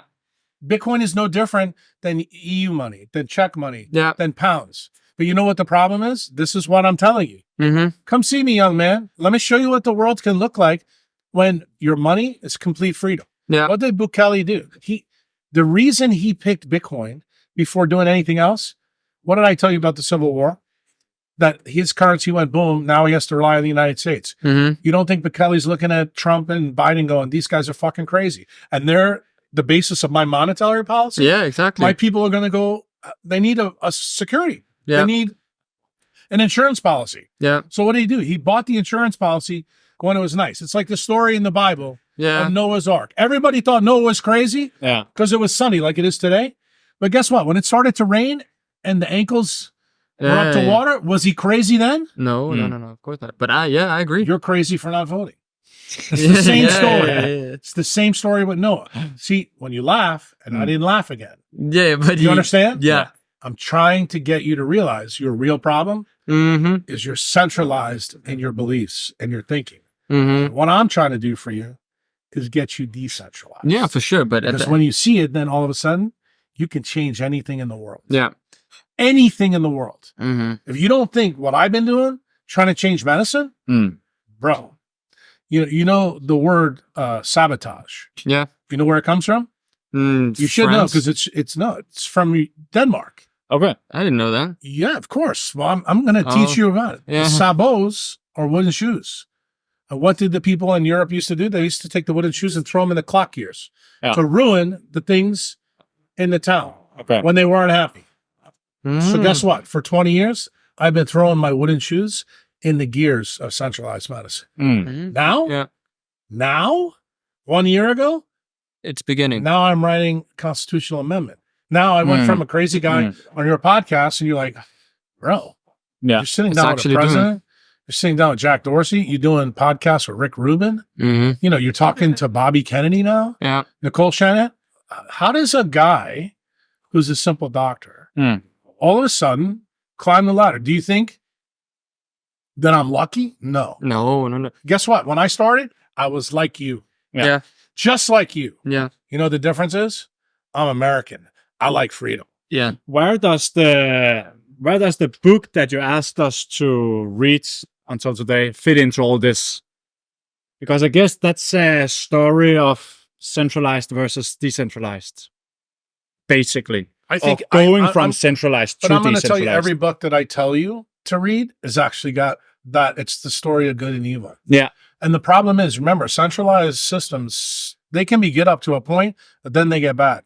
In other words, there's a tipping point where you have to worry about it. Yeah. Well, Like, for example, the thing I think the next big thing in the world that's going to be a problem, Chantal and I were talking about this before you guys came, that AI, everybody's big into AI, but AI is a real bad problem for guys like me. Why? Because anything you use AI, it basically is a centralizing force. Yeah. So AI is good up until it's not good. So I've actually told Bukele this because his brothers are big into wanting to bring this to El Salvador. I told him you have to highly regulate AI to make sure that it works for we the people. Remember, if AI doesn't work for us, then it's no good for us. yeah, okay. for sure. It can't be used to enslave us in any way. Can it be used? And I would tell you about the books. I'm going to tell you the same thing. The yeah. books, I feel the same way about the books. When you read a book, and I was going to ask you this question, you tell me what about the book you found is good, and then tell me what you found is bad, and then we talk it out. Because guess what? What you see as bad, I may not see as bad. I may say it's good, and I may give you a point of view that you didn't think about. So what does that do? That blows up your Dunning-Kruger moment. You're like, oh, bro, I didn't think about that. What did I just do in the podcast right here today is with him. Yeah. Getting him to realize that the voting matters, the Bitcoin matters. Why? Because those are the first steps that one makes in becoming decentralized. In other words, I think the easiest way for 32-year-old guys from Europe who really don't get it is to buy Bitcoin. Yeah. Yeah. Because then when you buy Bitcoin and you listen to the crazy guy, Yeah. and then all of a sudden 5 or 10 years, You're rich. And then you go, now I can go to El Salvador. I can spend 6 months down there Yeah. and see actually what I'm missing. And then say, okay, I'm going back home. And then we're going to start some of this. You may decide, okay, we're going to have farmers markets and nobody's paying with cash. We're going to only pay with Bitcoin and we're going to do it because just ourselves. That's not even in our whole understanding right now. You don't think that's what? possible. It is. Yeah. You got it on camera now, bro. Yeah. Go home and show this to people. Yeah. Go and show it to them. And say, look, we can do this. Okay. This is how people of Europe did it in feudal times. They got their stuff together and said, no, we're not going to play the games of the king. We're not going to give him all of our terms and radishes. Yeah, which is also insane that we even still have a king in Denmark. It just says a little bit. It's so primitive. So fucking But you primitive. have to realize, again, what did I just tell you about AI? The monarchy is a centralizing force. Yes. Monarchies do have some benefit in human civilization. Yes. But they're over. And this is the funny part. Yeah. That's the story of World War One. World War One for you guys, the way I see it, it's totally different. World War One was basically the royal family. Queen Victoria had all of her cousins and her family all over Europe, and she didn't want anybody to fight. No wars. What happens? Wilhelm in Germany and King George in England. They wind up. How does it go? Their other cousin, Romanovs, they get fucked. They kill them. The Bolsheviks kill them. The communists kill them. You start to see this. Where did the conflict all come? It was the royal family. It was the monarchy. It was centralization. You know what happened? What was the story of World War One? The real story? England was on the right side of the war. They won. They lost everything. They lost all their power. Who took it? The United States. And what was the thing that codified everything? Again, I'm going to really mind fuck you with this. Treaty of Versailles. Treaty of Versailles was written basically by American Keynesian economists to make sure Germany got fucked. It was such a bad deal that's how we got World War II. Yeah. But you know what the big thing was? The United States made sure that the monarchy lost all its power. In fact, do you remember that prior to World War I, Queen Victoria is from the House of Hanover. She married a guy from Saxe-Coburg-Gotha. You know where that is? Germany. Yeah. The royal family's German. Yeah. So what happens when King George is fighting World War I? It's not popular to be German. So what does he do? He goes to a place in England, sees a castle called Windsor, and changes the name. We're now 124 years past that. Most Europeans don't know what I just told you. Yeah. The royal family, they're fucking Germans. Yeah. How many world wars have we had? 2. Who was the bad guys in both wars? Yeah. Yeah. You want to know why fucking King Charles right now is on the side of the World Economic Forum? Where's Klaus Schwab from? Germany. German, huh? Starting to see anything? Yeah. Well, who's the big centralizing force in the EU? Fucking Germany. Yeah. Remember what Merkel did? Bro, you seeing what I'm I laying see down? what you're saying. Yeah, for Bro. sure. It's Germany. It's centralization. Yeah. So I don't want you to make the mistake that maybe the 20-year-olds that are going to listen to this. I want you to realize from your apathy, you've let these fuckers come back. Yeah. You are institutionalizing the monarchy system. It just looks different now. See, you don't have to go to the fields and work for the king. Now you're the economic slave. And they want to make sure you stay the economic slave. Yeah. Okay? By the fiat and all You that got shit. it. Yeah. Through the money. Yeah. The story, the history lessons are there. But you know what the problem is? You as a 32-year-old and the 32-year-olds in the United States, Chantal will tell you this. When we go, kids in the United States don't learn anything from World War II on. They don't teach anybody. Why? Because that's when America became a real problem. Great. They only teach you what you should know. Yeah. Because what does government education really do? It makes you an obedient idiot. Yes. Yeah, for sure. Because they want you to do what they want you to do. And the problem is, in the United States, everybody's like, oh, we have Starbucks, we have Netflix, we're happy. Isn't that the same story that the Romans did? When the emperor had a problem, it's giving bread and circus. Yeah, for sure. That's what soccer games are. That's what the NFL is. Yes. And you want to know the truth? This is going to kill you as a European. What's the act? What would Gandhi tell you if he was alive today?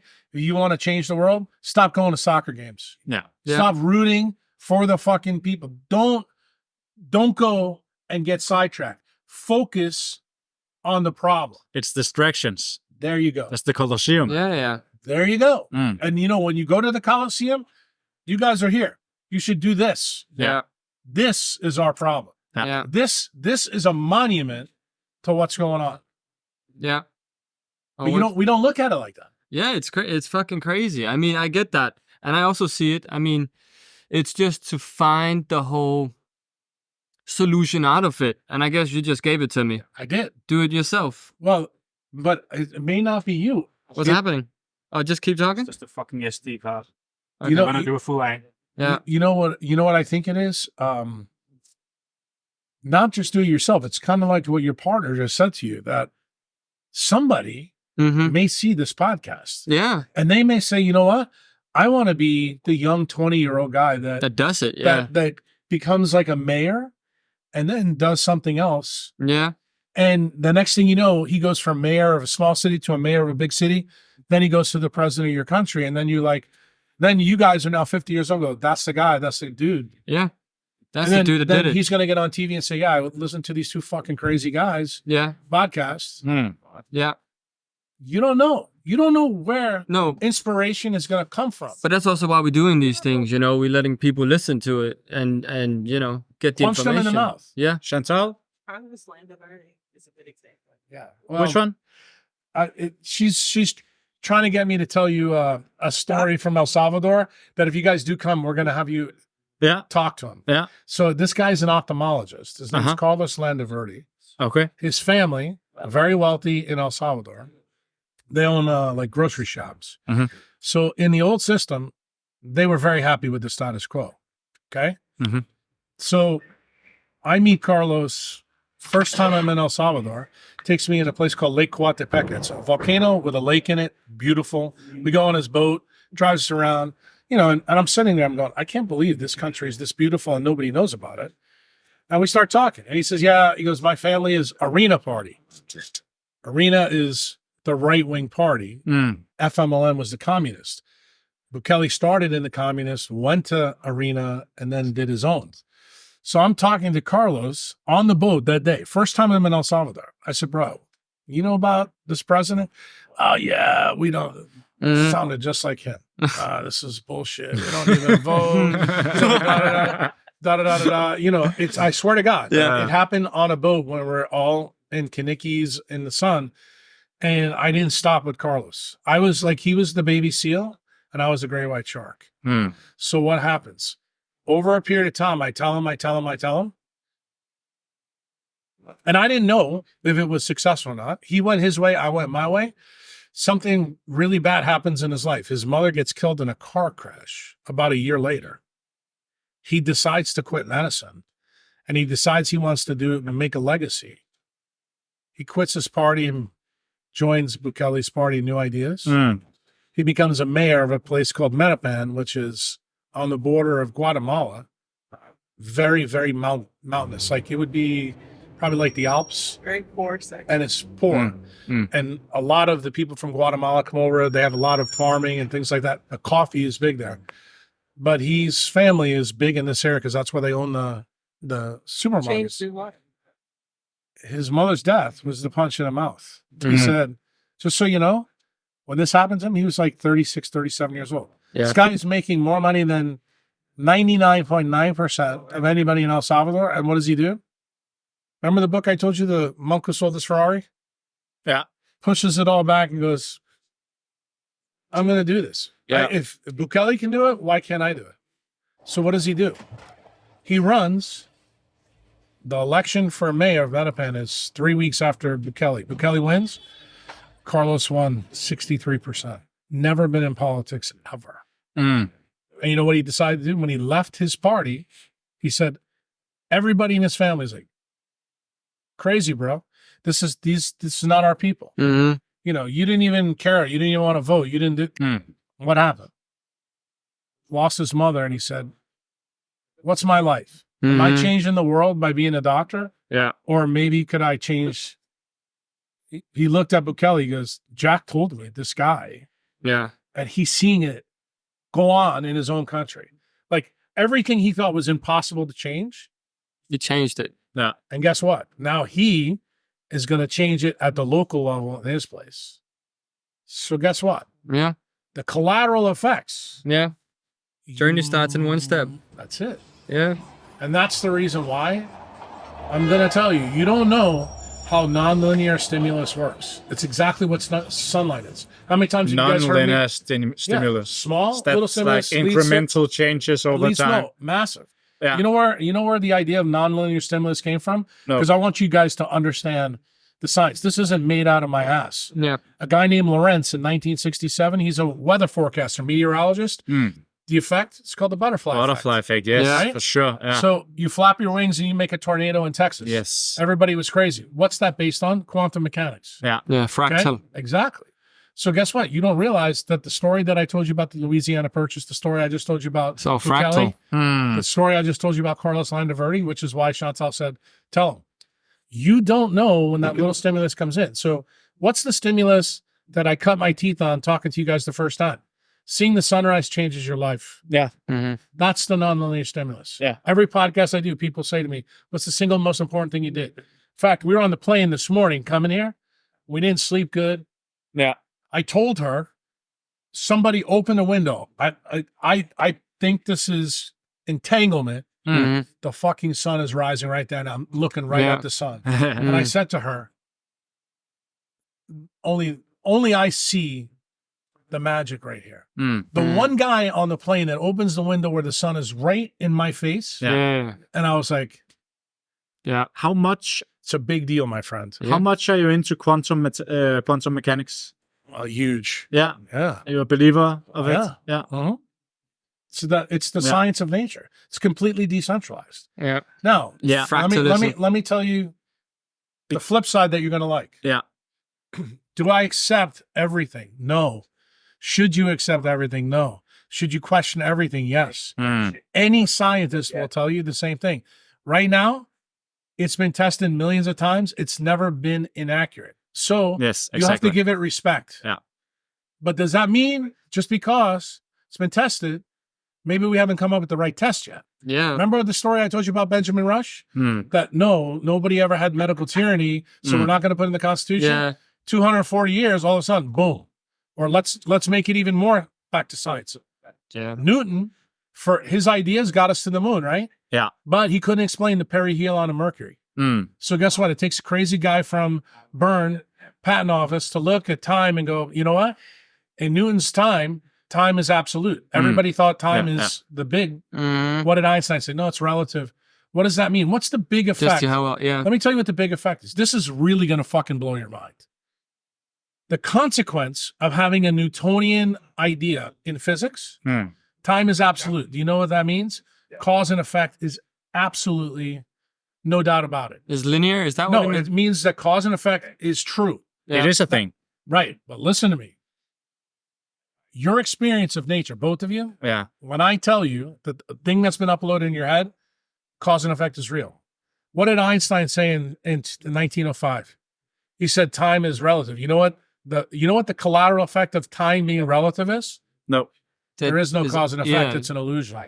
So Yeah, you know what it's that just means? all- Everything's So in based that on way- probability. Yeah. So here's the interesting thing. So getting back to you not wanting to vote. Yeah. So you need to realize everything about your life, time is relative. That means small little things that happens in your guy's life can lead to massive changes. But you know what? For sure. Here's the crazy thing about time. Time has an arrow. Time is linked to entropy. But here's the big thing. Time tells energy how to flow in matter. So guess what? When timing is off, energy doesn't matter. That's actually the story that I've been teaching people for 20 years, but it's so counterintuitive, people don't believe it. Can you But explain it's that? true. What Yeah. exactly that? Because I'm trying to picture that in my Try head. to elaborate on that one. Yeah. Well, I can make it pretty simple. Mm-hmm. You know, from all the podcasts that I've done, even the things I've said to you, that if your circadian mechanism is off, nothing else matters. Yes. Okay? Yes. Yes. So what did I just say to you before? That's exactly the same way. I just gave you a synonym. What's the synonym? It means that if timing is off in your cells, energy doesn't flow properly. It's exactly the same thing. That idea comes from relativity. Yeah. So remember, he asked me something. Yeah. And, you know, when I do talks with you guys, you know, I always like to go back to the original question. So, you know, I didn't forget. Yeah. What do you know about Einstein's relativity? It doesn't square with quantum mechanics. Yeah. So guess the what I biggest tell and the you? smallest. Yeah. That's the reason why I can't accept quantum mechanics. It's also the reason I can't accept relativity. I don't think Einstein was right about everything. No. And I don't think quantum mechanics is right about everything. But this is what I will tell you. Yeah. Nature Is right. runs on both of those things. So you better know both of those things and how they affect your life. But isn't nature built on the principles of quantum mechanics? A lot of what it is. Quantum And it's also mechanics. based on relativity. Yeah. I mean, you know that time is relative. We've already proven Yes, that it is. time dilation happens. What does Definitely. time dilation mean? It means time can go back and forth. Yeah. Time has a symmetry. Like, you want to really, you know what I'm going to talk about at the Bitcoin conference? Nope. Time. Yeah. This is the topic. Yeah. And there's a lady named Emily Norther. You may not know her. I've wrote a blog about her. She was a lady that actually proved that Einstein was right. So what's the correlate in mammals that runs relativity properly? That's melanin. That's why I got on this guy. Blue eyes, blonde hair, white as fuck. He needs to get in the sun. Yeah. Like you guys just said before we sat down. Jack, it's June 10th and it's 60 degrees here. Yeah. The Yeah. sun sucks, although isn't it funny that when we meet in Europe, the sun's out? Sun Yeah. comes now. Yeah. So Not a coincidence. I'm getting right. There is no coincidence. But back to the quantum mechanics and relativity, because isn't it just a bad explanation of how nature works? Doesn't it just mean we haven't figured it out yet? I don't say it's a bad explanation. I Yeah. think it's actually quite good. It's just incomplete. In other words, we have a Dunning-Kruger moment right now in science. There's pieces missing that we don't know yet. Like, what's the big missing piece? I think we can all make an educated guess. It's gravity. Gravity doesn't jive with relativity or quantum mechanics. Yes. And there's a lot of people out there that don't even believe gravity is a real thing, that it's actually a manifestation Terrence of Howard. another force. Yeah, well, Terrence Howard. I saw you dismissed him. Yeah, I did. Because why? Because he understands concepts but doesn't link it together. What do you know about Okay. science? Ah. Science has to have the fabric woven together. So the analogy, like if you think about what's on my website, and you guys may not even know this. You know what the first blog I ever wrote was? No. It's called The Quilt. Okay. What do you know about a quilt? It's pieces woven together to make a blanket. That's nature. Right now, relativity, both special and general, quantum mechanics are pieces of that quilt. What we don't know is what's the thread that holds those together. Yeah. And that mystery is actually part of why we don't understand gravity. But just because, you know, if you think about the quilt analogy, you know the blanket exists. Why? Because we're living in the world, right? This is in nature. Yeah. Correct? Yeah. So what does that tell you? It tells you that there's something that we're missing. Doesn't mean that the pieces of the quilt, the red and the green piece, is wrong. It means the way they fit together, we don't understand yet. So you don't throw the baby out with the bathwater. You're like, we need to dig further. So this idea that I'm trying to give you, both with the voting and Bitcoin and everything else, this is like a great white shark. The great white shark has teeth. It bites into the prey and it keeps biting. The more it bites, the closer it gets to the heart and the liver. Yeah. Same thing with lions. Yeah. So be active, do something. Don't be inactive, because What did I just tell you about before about voting? yeah. Why you're a great white Exactly. shark with no teeth? Yeah. Do you want to be that guy? I get the sense sitting here. We've done 3 podcasts. Yeah. Now I'm sitting next to you. Yeah. And what's the benefit I'm trying to give you? Yeah. Be active. Take a step in the direction I'm of what trying you to want tell to you do. that Yeah. you've had a lot of centralization put in your head. Oh yeah. And the reason why you don't vote is because the centralization is driving you. Yeah. And I wanted you to realize you have the key. Turn it off. You know how you're going to do that? Buy Bitcoin. Yeah. Buy Bitcoin. Buy Bitcoin. Start. You know what you guys really should Yeah, do? but it is You should true, have- though. You should have signed up and gone to this meeting, Yes. take all your gear, and say, I'd like to talk to you guys about Bitcoin. And tell them, we don't know shit about it. We came down here to interview Uncle Jack. Tell me what I'm missing.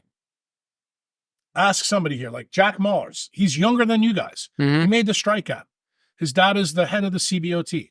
the Chicago Board of Trade. You know what he told his dad one day? One day I'm going to have more money than you because I'm going to do something to change the world. Think about how crazy that is. A guy that controls a major market in the United States. Tell his father that. And guess what? He did it. Then what did he do? He met Bukele. He made Bitcoin legal tender in El Salvador. You know what the problem with people who don't vote is? They get in the way of fucking crazy motherfuckers like me that want to change the world. Yeah. You're the collateral damage. You're the baby seal that I got to bite. This is the reason why I'm so irascible on podcasts. Like when I sense that, no. I'm going to go after it. Doesn't mean I don't like you. Doesn't mean I don't like the other people that interview me. But you need to understand, I need you to get to the point to see it yourself. There's many different ways I can show you. Think about this podcast alone. How many different analogies did I give you? And you go, Jesus, he's right. This is a nonlinear effect. Yeah. But it's a different way of looking at it. Do you know why, in my mind, I can do this? Because I'm all decentralized. Yeah. And I need you to get that. So it's the whole logic once you, and there's no, but I mean, okay, so your whole story, as far as I understand it, we never even talked to you about that. But as you don't I've need to. You know why? There's so many other podcasts out there. Why would you want to waste time covering old ground? Yeah. You know, you tell people, you want to learn about Jack? Go watch this. Yeah. But that's not why you guys are interested in talking to me. No. You're interested to talk to me about this. The first podcast, the second podcast brings you to this podcast. Yeah. But so you understand why what's in these two books down here? They're really important. Yeah. Because when you read these books now with a different set of eyes and you're decentralized, you're going to see things on these pages that jump off that the first time you read it, you'll go right past it. Okay. But the problem for me is that it's only a small piece of the big picture, like these books. Okay, but stop for a minute. What did we just say about the butterfly effect? Yeah, for sure. What happens if the small piece that you find turns out to be one of the biggest pieces of the story? So if you had to describe a centralized way of looking at something and I want to take it up because... Let's talk about money. Yeah, okay. Money is the easiest one because you know what? The guys that listen to this podcast, probably mostly health people. Health freaks. But I want people to understand how health and wealth are linked. So I think money is important because I think money is going to be the thing that gets Europeans to switch. Because I think no matter who you are, you take people's money away, they get mad. Yeah. You know, it doesn't matter what country you're from. So fiat money basically is a piece of paper that's debt. That's all it is. And the government allows us to use it for exchange. The problem is all the policies behind that money basically make the money go away. So we'll use the United States because it's the one, I think that's the most popular in the world to understand. And right around the First World War, we have no central bank. We had a lot of problems with the banking system in the United States, bad and good. Not like England, who had the Bank of England for 500 years. So what I call the plutocrats in the United States, the people in power, the people that were behind the Treaty of Versailles, J.P. Morgan, those kind of people, they decide we need to have a central bank. So they make the Fed. The Federal Reserve, a group of people meet in a place in Georgia called the Jekyll Island. Yeah. They come up with this idea and they make it. So American money comes out. It has all the same ideas behind the pound note for the Bank of England. The only difference is they've given a family of bankers control over the monetary supply. Remember, not one American ever voted for this. Yeah. So now you have a group of 100 families that now controls the monetary policy for a country. Okay? Now, in the beginning, remember how I told you that centralization is good to a point, right? Yeah. But then you reach a tipping point, it's bad. Yeah. So for all the problems that we're having through the 1850s, through our Civil War, up till World War I, the Federal Reserve is good. But what is the diagnosis? Now we're to Bukele's idea. You have to make the proper diagnosis. From 1911 to now, what's happening in the United States? $1 is now worth 99.9% less. It's not even one penny in a dollar. But hold on. Since you, the Americans, or Europeans, because we have the same system. Right, we're the global reserve currency. We're all the frog in the water. And guess what? The water right now, for you, it's 99C. For me, it's to 11. We're right below boiling. Yeah. And guess what? Every time you buy Bitcoin, every time you buy the decentralized You money, just step out. no, the temperature goes down. Okay. Yeah. Temperature goes down, my friend. So in other words, how does the boiling frog save itself? Every time Macron, the king in the Netherlands, who else can I pick? The king of England, the people in parliament, they make a decision, immediately all your friends should go out to the bar and say, let's buy more Bitcoin. Instead of buying a nice because bottle that's of the wine, real way let's go drink, to resist. let's go drink shit. Yeah. But the most important thing is the people that we spend time with. What us three are doing right now is absolutely the most important thing. What are we doing? We're sharing ideas. Yeah. I'm getting you to see how I see the world. Yeah. Why? I'm 60 years old. You're 32. I've lived longer than you, and I've thought about this way more than you have. Yeah. And since I'm a doctor, I realize if people have more freedom and money, doesn't that mean the people who are really sick that say have MS in your country, couldn't I get them to move inside a volcano down there and their MS would get better? Because I think everybody knows that MS is relinked to latitude. But no, you may not know all the science behind it, and that doesn't matter. Yeah. When you have MS, you don't give a fuck about that. You just like, I just want my legs to work. Yeah. I want my brain to work. Yeah. That's all you care about. But guess what? It was a lifetime of bad decisions that got you the MS. Yeah. That is the part why no one solves it. Yeah. Because Big Pharma takes advantage. No, take my pill. Yeah. They Take my can't pill. just- yeah. So guess what? You never learn about the sun. They never teach you about that. That's the, Chantal and I were walking through the airport in Amsterdam Yeah. when we came here, and I said to her before it happened, I said, when we get to the airport, I guarantee you're going to see somebody with MS. Did I not? Don't you think halfway through our walk, guy comes out walking with cane? I said, there you go. Yeah. And she looked at me. So what am I saying to you? That guy made a decision that he liked his country so much that it affected his health. This is like, you should share this part of the podcast with your father. Yeah. Because your father doesn't realize all the centralization that he's taken in his money is going to enslave him. If he turns out to get the MS 5 years from now, how's he going to get better when, no, you can't go see Uncle Jack in El Salvador? Do you know what that means? Yeah, because he you lives can't. a life of being paralyzed, being dependent on the state. And then you're forced to go to the hospital. No. You're dependent. Listen to what I just said. Oh, yeah. You're dependent on the that's right. state. Isn't that what the state wants? Yeah. Because then guess what? They're going to get your vote. Why? Because what are Europeans like? They like free shit from the government. They don't realize free shit from the government is the worst decision you guys can make. The taxes you guys pay, no, you should say no. We need to go back to the way it used to be. Shoot what you eat. Yeah. There's all this stuff paying for taxes, paying for immigration. Bullshit. Bullshit. Yeah. But guess what? That's the European way. Because you guys think, oh, it's laissez-faire. Bro, Yeah. that same mindset is now in the left in the United States. Yeah. It is. And I And got it's news getting for you. worse. Guys like me. Don't like that shit. Yeah. So how is this linked? So say your dad comes to me and he's sick. And I said, look, this is the things you really need from a circadian Perspective. Yeah. perspective. And what do you always hear me in other podcasts always say? You can't get well in the same environment you got sick in. Yeah.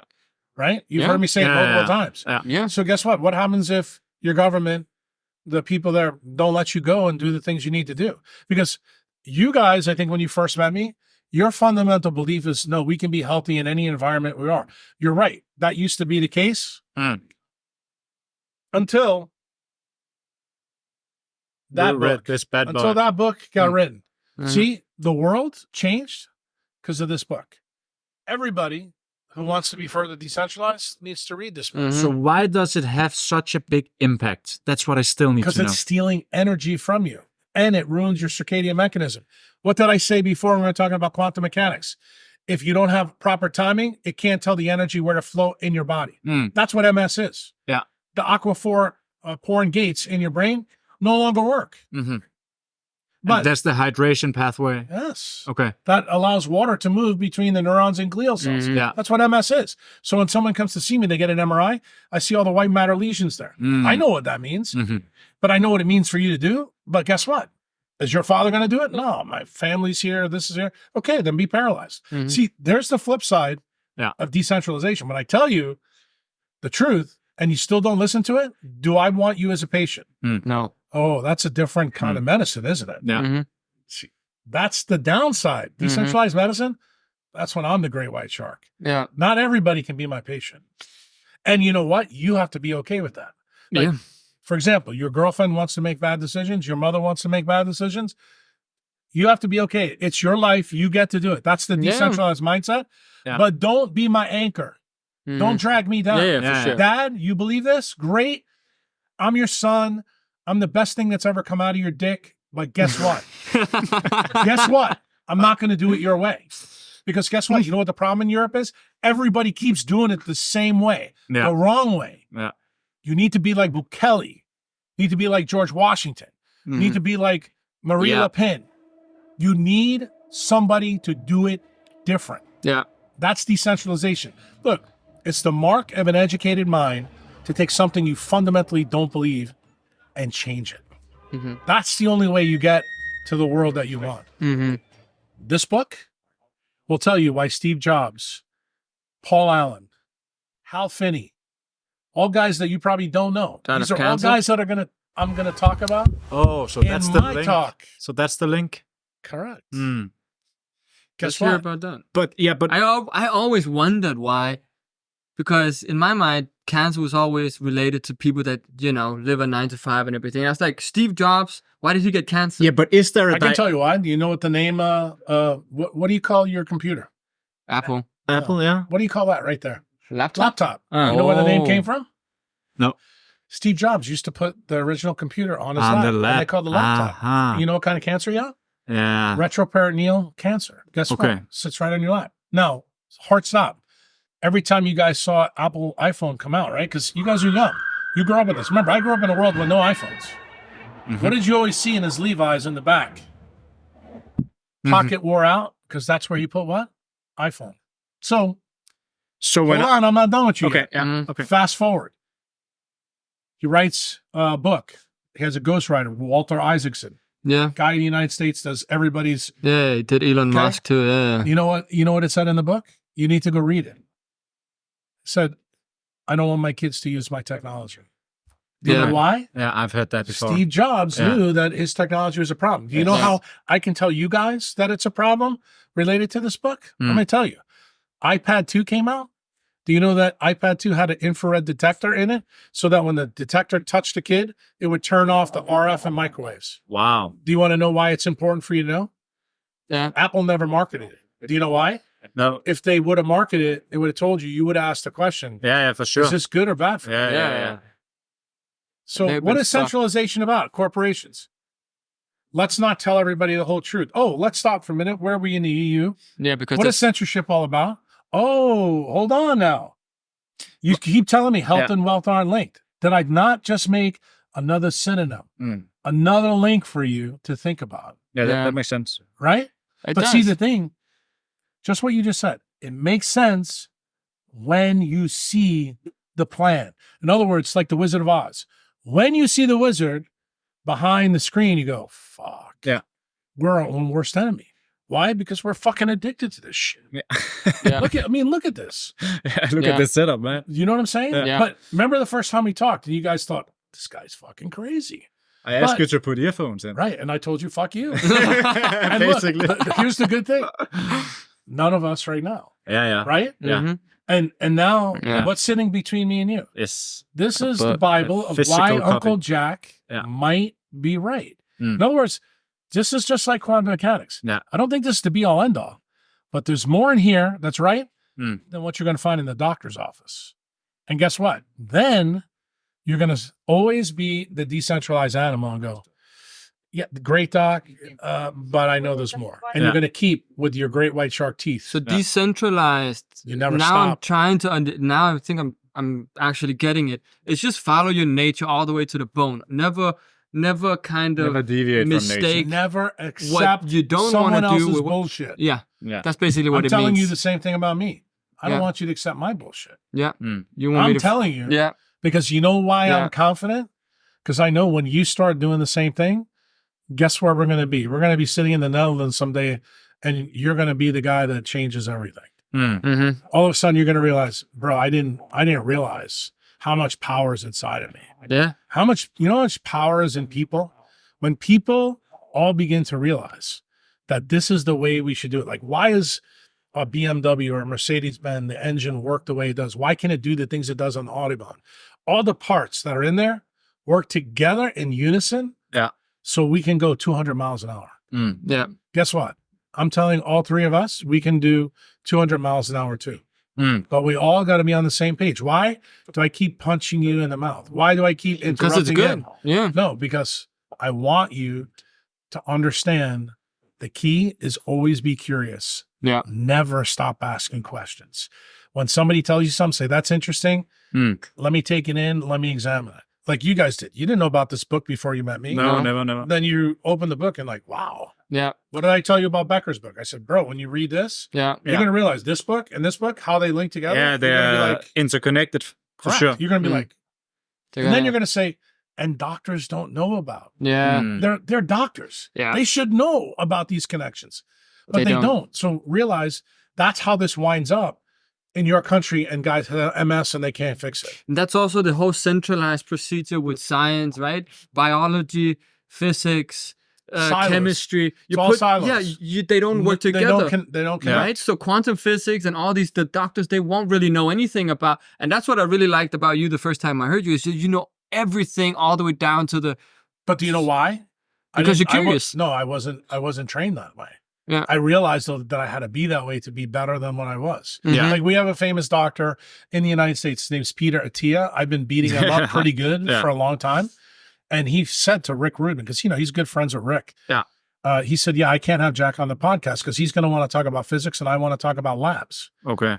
So think about what he just said. He actually admitted the problem, but he's not willing to put the great white shark teeth in to get to the liver. Mm-hmm. But I That's guess the difference between me and him. And I want you guys as young men to say, you know what? I don't want my wife or I don't want my family to go to a doctor that just thinks that the world is a nail and he's a hammer. Yeah. And that's it. Because guess what?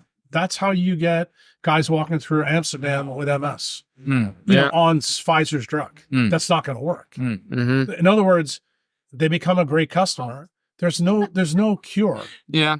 There's no cure for people like that. Why? Because it's much more profitable for the centralized system to keep people sick. Do they want the cure? No. No. In fact, what is the thing? And I would tell you, I don't know if you guys have the experience. It's in the United States. I always use this with doctors when I talk to doctors.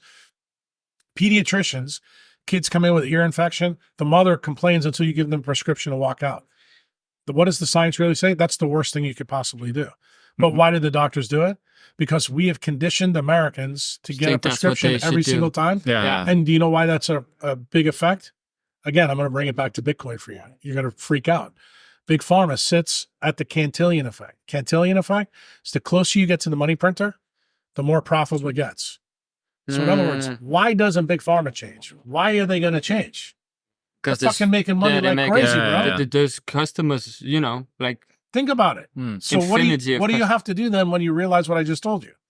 You have to get people to buy Bitcoin. Yeah. Because guess what? How do you destroy the money printer? Bitcoin. Yeah. Yeah. I mean, I bought Bitcoin 5 years ago, but not a lot though, but still. Yeah. But I you may should've not bought need a that lot shit. where you live, but what am I trying to tell you? You need to buy more. Yeah. Like if you truly want to become decentralized, you truly want to get your freedom back. Yeah. That is how you do it.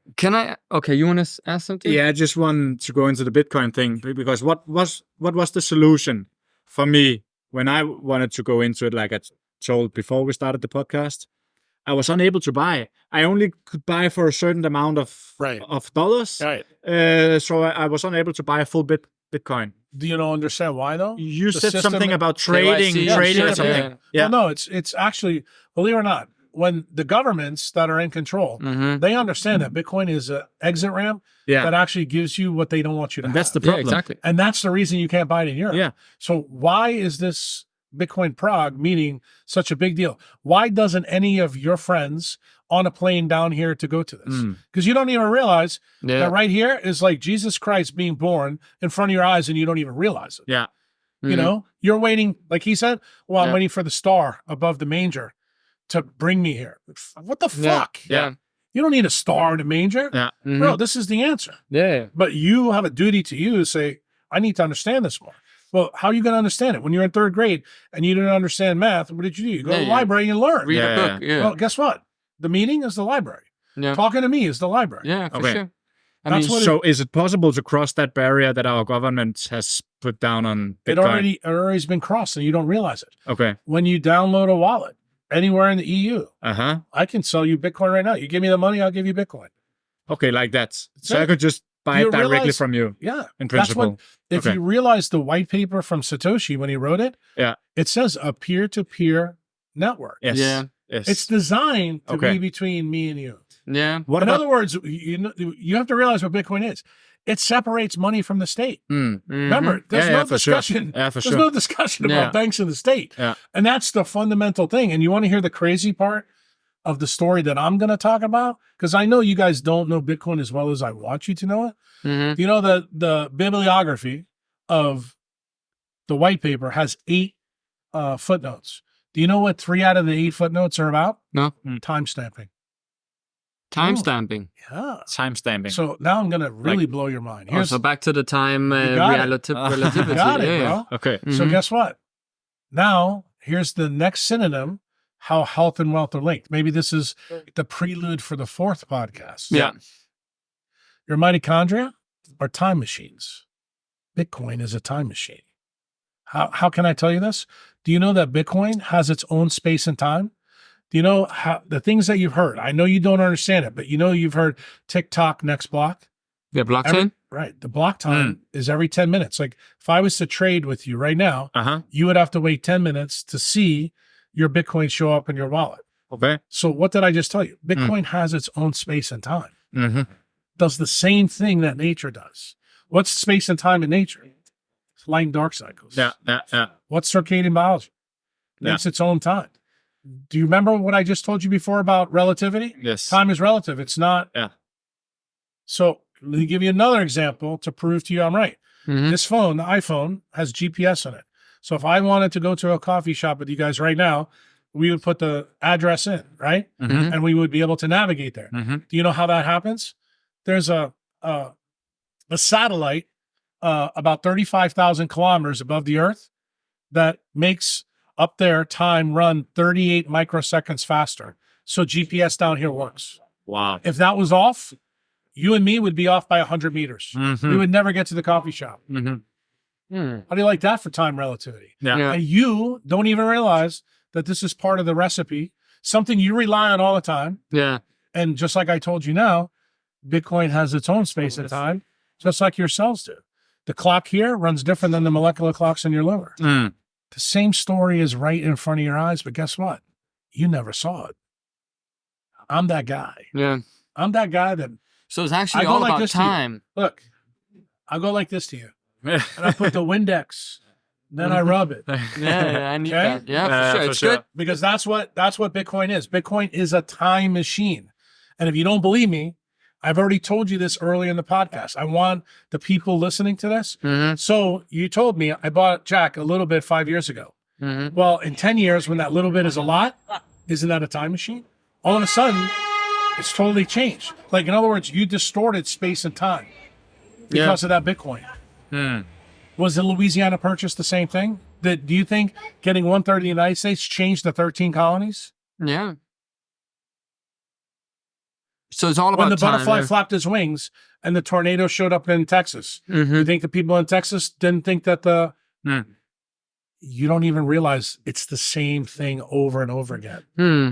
And you're not thinking about it. And guess why you're not thinking about it? You don't have your sharp, decentralized teeth. Yeah. You have your It's fucking dull, weak. But yeah. they're growing. They're growing. right. Yeah. And that's the point. The point is, I want you guys to see it. Yeah, and I mean, Would you mind to just to go back to the very beginning of our conversation to elaborate on was it in the Constitution you were putting in some topics in El Salvador about EMFs and fluoride Uh-huh. and all that stuff? Would you mind to elaborate on that? Because I think that's very interesting. In what would be the changes? Well, the changes are going to be what the state can and cannot do. Like, let's talk about, Fluoride. well, let's talk about the big one. Yeah. I think the big one now, stick with current events that are happening in Europe. Europe now knows that the jabs are a problem. Yes. Europe was very compliant with the jabs. So one of the things that I told a couple of people on podcasts, but we'll say it here. When I met with Bukele 3 months after the jabs going on down there, he had $60 million worth of vaccine injuries. He knew very early right away that the jabs were a problem. So what did he do? He stopped all the things that he was doing, but he didn't know what the next step was to do. So where did the next step come? When he met me, he's like, we need to get this guy here and talk about it.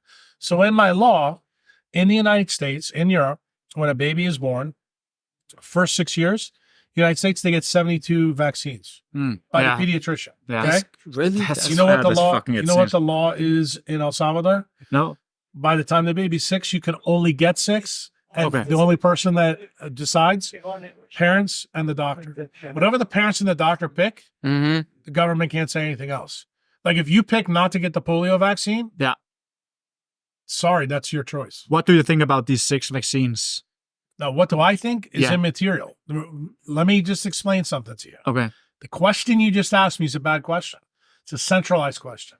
Yeah, I guess so. Yeah, because then you're the Decentralized. god of the system. Correct. Yeah.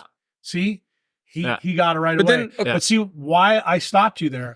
I want you to understand that in medicine, especially American medicine, because this is where there's a big difference. You guys go to the doctor, since you pay high taxes, you get healthcare for free. United States, it's not like that. We have to pay insurance and this and that. So the problem is the quality of the healthcare is important. So you want the doctor working for you. Like if I was your patient, I should say you are my patient, you would say, Jack, I want you working 100% for me. So let me tell you, when I first came out as a doctor 35 years ago, all the doctors worked for cash. Like in other words, you are going to see me, you're going to pay me cash, you're going to pay me Bitcoin. Nice. You know what it is today? 99.9% of doctors in the United States work for a hospital system. In other words, the hospital system or another centralized entity, corporation, is between me and you. Back to big You pharma understand too. why this is a big problem now? Yeah, for sure. This has just happened in 30 years.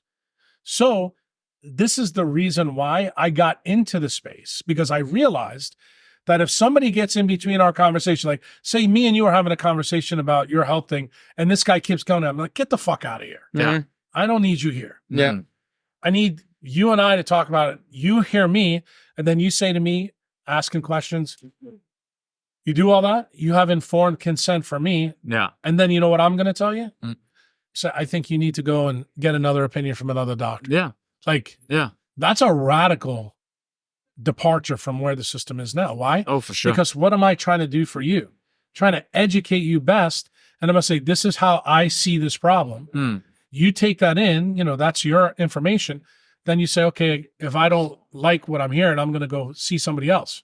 Yeah. Right now, the system's not built like that. You don't do what the system does. They actually take your baby away from you. In the United States, if you don't do, if you have a baby in the hospital, you don't do what they want you to do, they call child protection services. Yeah. What about It's crazy. Yeah. what about let's say you're my doctor. I come in and it's a decentralized system. Then Let's make a perfect example. I say to you, you're too fucking white. Yeah, I need you to go in the sun. You like to eat too many Realistic vegetables. example.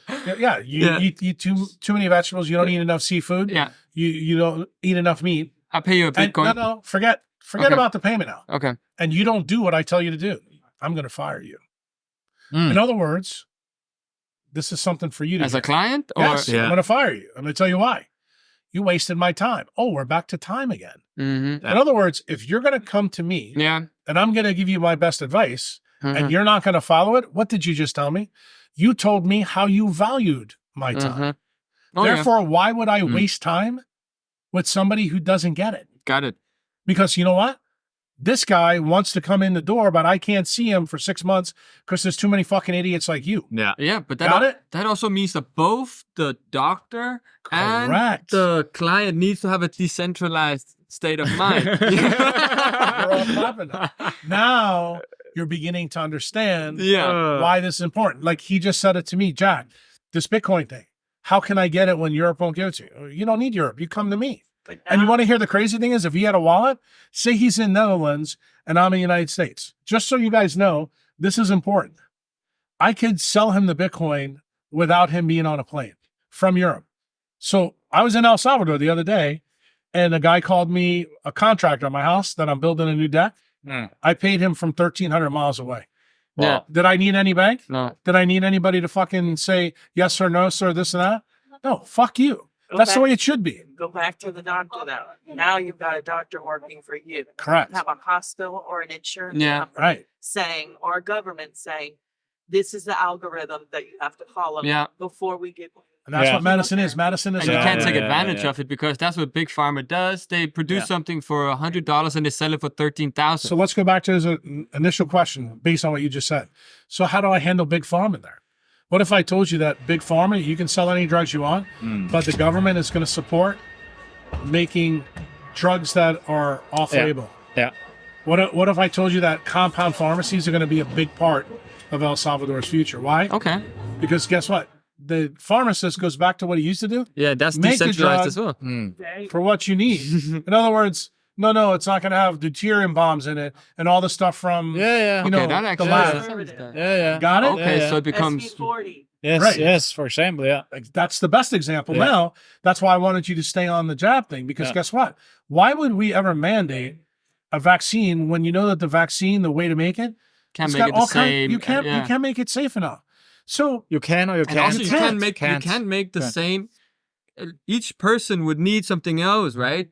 see, the thing that's making me happy is waking up. Yes. He's going, I get it I now. got it. Yeah. Yeah, I get it. Like women in bioidentical hormones. Right. Yeah. Yeah. And the hormones you get from the doctor, if they're made from Big Pharma, they got all kinds of shit. It's all Yeah. synthetic. You know, like for example, in the beginning, the original estrogens are made out of horse piss.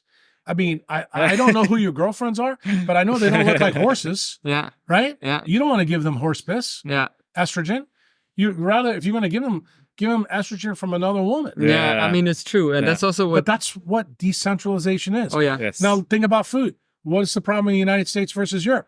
All of our food is GMO. We Yes. got all kinds of fucking bullshit in it. Yes. Isn't it the same story as the vaccine? Yeah. But what am I trying to tell you? Decentralize the food. Is that in the bill? That's in the bill. Mm. That's Bro, a part of the medicine. Absolutely. How would you do that Wow. then? I'm good. Compound pharmacies, that You're makes so gonna- much sense. You're going to have to come to El Salvador and see. Okay. Yeah. I would love to. We have to. We have to.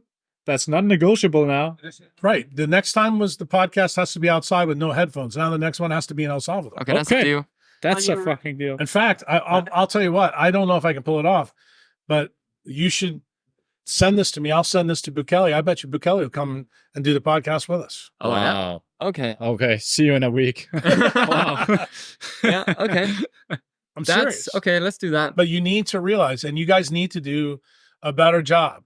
You know, you need a Uh-huh. better job with the Bitcoin stuff. Don't be Yeah, yeah. afraid because you're the health podcast Yeah. that you can't talk about Bitcoin because guess what? Health and wealth It's combined, are fundamentally linked. Yeah. And I want you to understand that because when you get that, you realize some of the people that you guys are teaching right now, they're going to get sick. They're going to break a leg. They're going to, Yeah. they need to know this stuff. Okay. How do you fix a broken leg Yeah. in a decentralized system?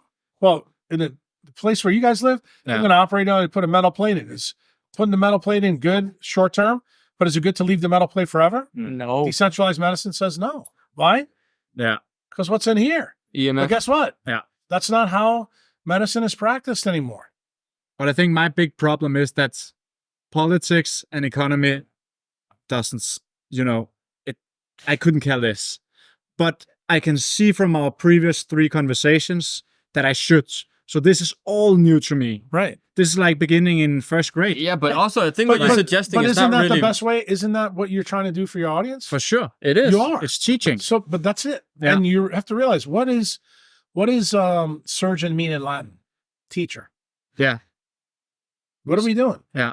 I mean, some people will watch this and say, we're having a conversation, but we're actually doing more than that. For Yeah. sure. That's why we're taping and it. hopefully Yeah. people that watch this take something away from this too. For sure they will. If they say, hey, there's something here, Yeah. I need to, hopefully his dad is one of those people. Yeah, I'm definitely If you're going to show listening to him this, Dad, wake your ass up.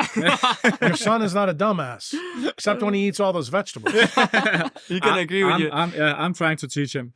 No, I'm doing fish oil now, though. Yeah. Yeah, but fish oil is terrible. No. It's cod liver oil. Still, Still shit? Really? It's I would- pure. Pure. it's always manufactured, my friend. Eat the cod. Eat the liver. Eat the actual thing. Absolutely. That's the decentralized way. Yeah. Uh-huh. Okay.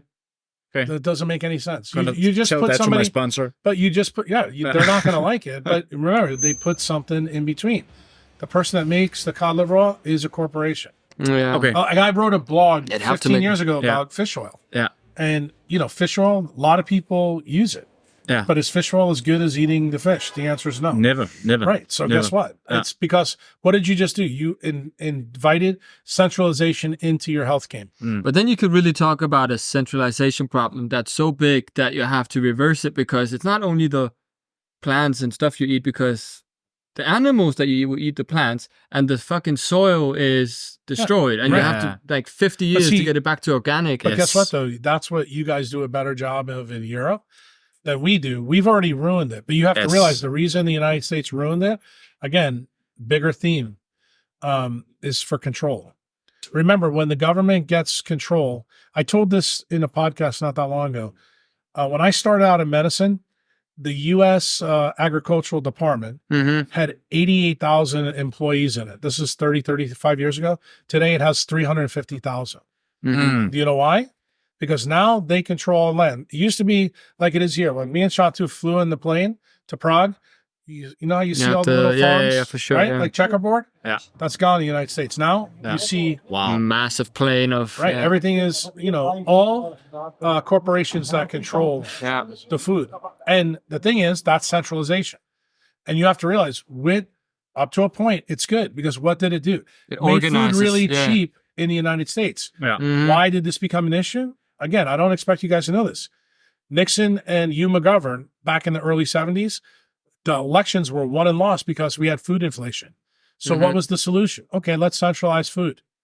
And that's where we got the dietary guidelines of the Yeah. United States. You guys know it's if you eat like a pyramid, you look like a pyramid. Okay? You never follow anything the government says. No. But that's how it happened. And it happened because it was a political mistake Yeah. to make food cheaper. Because why? When you centralize your food system, you do make it cheaper. Yeah. What I'm going to tell you, and this is, Europeans are not going to like this, because you guys are generally cheaper than we are. Yeah. You want to go out and spend $40 or $50 on a good steak, and don't be sad about doing it, Yeah, for sure. because that is important Yeah. for you to do. Yeah. You need to support the farmer that butchered that animal, For sure. that take care of it, that takes care of his land, like you said. But again, This is really important. if you can't taste the difference, you end It up doesn't paying matter, someone. but it doesn't matter if you taste the difference. It matters for you Yeah. that you're putting the things in you that are tied to the photosynthetic What I cycle. mean is, in the system, you're not going to be able to trust anyone, because you can't see the final product. You have to disagree. go to the actual. Isn't it farmer. the same story that we're talking about Bitcoin? Mm-hmm. Peer-to-peer. Why Yeah. can't we have peer-to-peer Yeah. networking food? It has to be Yeah. peer to peer. Actually, that is the solution. Europe Yeah. is more like that than the United States is. And that's failed. Yeah, we have a Bitcoin farmers market in El Salvador. People come to sell their wares Wow. for Bitcoin right there. Okay. There's no reason you guys can't do this back in your country. Yeah. None. And you could start out with something that simple. But how are you going to get this idea? Come to El Salvador and see how they do it. Yeah, for All sure. you I need really to want to do, go all you need there. to do is have a phone and a wallet. That's it. Yeah. What about the safety? What do you mean It's safety? better. Security in terms Unless of you're an idiot. You Okay. don't on the phone. but, You're not but I going to mean, put a ton of stuff on there. cyber attacks and all that Yeah, stuff. that's a problem. But that's Yeah, but also that is- that's also propaganda in a way, because at least what I I wouldn't say it's propaganda. It's real, but It's is just- it likely going to be a problem? Like, let me show you. but the blockchain itself, you cannot hack in that same, not in that way. Not No that one can someone's going hack to it. break But into your look. account and take your money. See, like what I have on there. It's I have almost $11,000 in Bitcoin on there. Uh-huh. Okay. Uh-huh. So like if I want to say send it to you, all I have to do, you see what it says in there? Send it to me. No, I can send it to her right now. And you can be in another country and I can send it to you. But I think So what you the thing- mean all is, you need, no, I Yeah. know what he's saying, but remember, say when you get enough money on this, like say if you guys had 100,000 on here from all Yeah. his transactions, Yeah. then you transfer that to your own wallet. It's a hard wallet. Mhm. It's offline. Like a USB, No, it's not a USB. but it's like it's similar. Yeah. but it's disconnected from the internet. That takes away all the risks. so that's the security. That's the security feature that you need Uh-huh. to do. Uh-huh. Now, you guys start now. I tell most people, your first $5,000-$6,000, keep it on the phone, but I want you yeah. transact. You know why? Yeah. It's no different than anything else. The more you learn, The more you use it, the more facile you get with it. Yeah. When you begin to understand it, then guess what happens? Then you get more serious about it. Because you know why? You begin to realize that Bitcoin is your Picasso. Like you wouldn't let everybody in your family come over and touch your Picasso. You're gonna be like, fuck you, get out of here. You know, like remember how they used to do with David? The statue of Michelangelo, everybody used to be able to touch his foot. Yeah. And what happened in Europe over 500 years? The foot started to wear out. Yeah. So guess what? Then they put it in the place and put a thing around. So stop touching his foot. Yeah. And that's, I mean, yeah. But normally, like, it's mostly schemes. Like, someone will send you a mail or something, and you send me a whole... That's bullshit. Yeah, that's what not you're really gonna hacking. You're going to be able like to do Coinbase or Binance. Or Cold Wallet. And all you need is a wallet. You get a wallet, and then you can go to like Trezor, Ledger, and move the stuff over there. That's why I said, if you guys have an opportunity here, you go to the conference, you're going to meet, these are the world experts in Bitcoin are going to be there. Like, we're talking about guys that used to talk to Satoshi Nakamoto. Adam Back is going to be there. The guy in the Was world. that an actual guy? Yeah. Oh, yeah. I thought that was a... They posted, if you haven't seen the dump recently, when all the shit was going on with the guy that got thrown in jail in the United States, who was a scammer at SPF. And this other guy, Craig Wright, who said he was Satoshi Nakamoto. He just got proven in court in the Netherlands and also in the UK that he's full of shit. One of the other guys dumped all the emails between Adam Back, Hal Finney, Satoshi Nakamoto to show you what was going on in the beginning of Bitcoin. So to show this guy was a scammer. Fucking guy called He's the guy that figured it out. Was he Japanese? No. Sounds that way. The reason why, if you understand Bitcoin, it's all about you having anonymity. In other words, you never wanted to talk about how much Bitcoin you own. Yeah. The only thing that we need to talk about is that you own a lot of Bitcoin. Yeah. I need you to be more in Bitcoin than in fiat money. What about Web 4? Yeah. What about it? That's some bullshit. Because- What is that? That's all bullshit. Okay, so that's... Centralization bullshit. But I was just imagining if Bitcoin is used a lot in what's it called? El Salvador. Okay, so Web 4 is this new idea of a new internet occurring. Okay. Where you use technology such as blockchain to, for instance, make NFTs. So instead of having lock-ons and instead of having your personal name and your personal shit tied to everything that you do, everything will be put up on blockchains and everything will be communicating together. I think that world is coming because your generation and the generation below you want that. But here's where, now I'm going to tell you as the boomer. Don't get into that shit. All I want is Bitcoin. Yeah. Bitcoin That's is the a time gold. machine. It's the Picasso. Let me ask you a question. When you go and see the artist on the corner up there, you like his picture, you buy it. Are you going to take as good a care of that picture if you have a Rembrandt or a Picasso? Or a Monet? Nah. Bro, Yeah. this is... Yeah. I mean, I'm on your... Let me tell you, when you get Bitcoin, this is almost like you worship when you realize what it is. You don't do this until you realize what it is. When you really understand Bitcoin, you're like, whoa.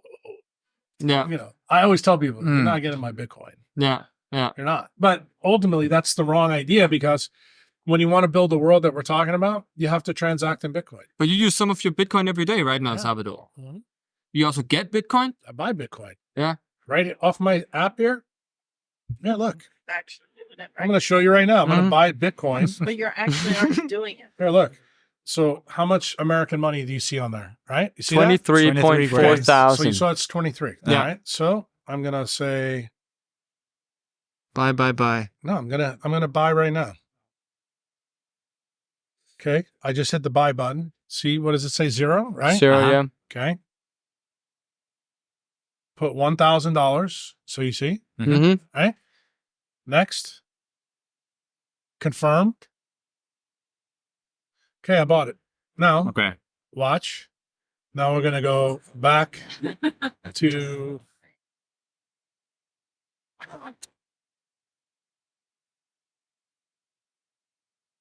You see, that's... There's the Bitcoin balance. Now it's 17. It was 0.15, right? Yeah. Now I'm going to show you the other one. How much balance is on there now? 22. Yeah. How hard was that? Yeah, How was long, easy. how That's long how did it that should take be. us? 20 seconds. So guess what? What am I trying to tell you? The world is already built. But you know what the problem is? You're not playing in my world. What am I telling you right now? I want to invite you to my world. But that's what's so stupid about Europe in many ways, because when you come back... You're making me happy, dude. You are the rock star of this podcast. No, but I mean, everything is so stagnated. Prehistoric. Yeah, it's really like status quo. Yeah, remember what I told you? Yeah. You need to get all the people that watch this, stop being T-Rexes. They're up there looking at the asteroid coming right to them. Yeah. Yeah. You know, you got to say, you got to get off your ass and do something. Mm-hmm. It's great to talk about it, but you know what? Build a world that you want. Mm-hmm. This is it. This is decentralization. This is freedom of money. You want freedom of medicine? You want freedom of money? They go together. Realize that it's like this. It's like if this is a mirror and the spider's on the mirror and it's doing push-ups. They are together. Yeah. What is circadian biology? Light and dark cycle together.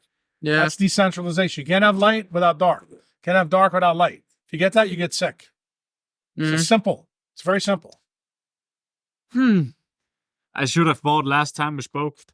Well, but everybody... That's a fucking shame, man. But let me tell you, I'm glad that you said this, because people in the audience that are going to listen to this, you see I didn't jump down your ass and say, yeah, I told you so. Yeah.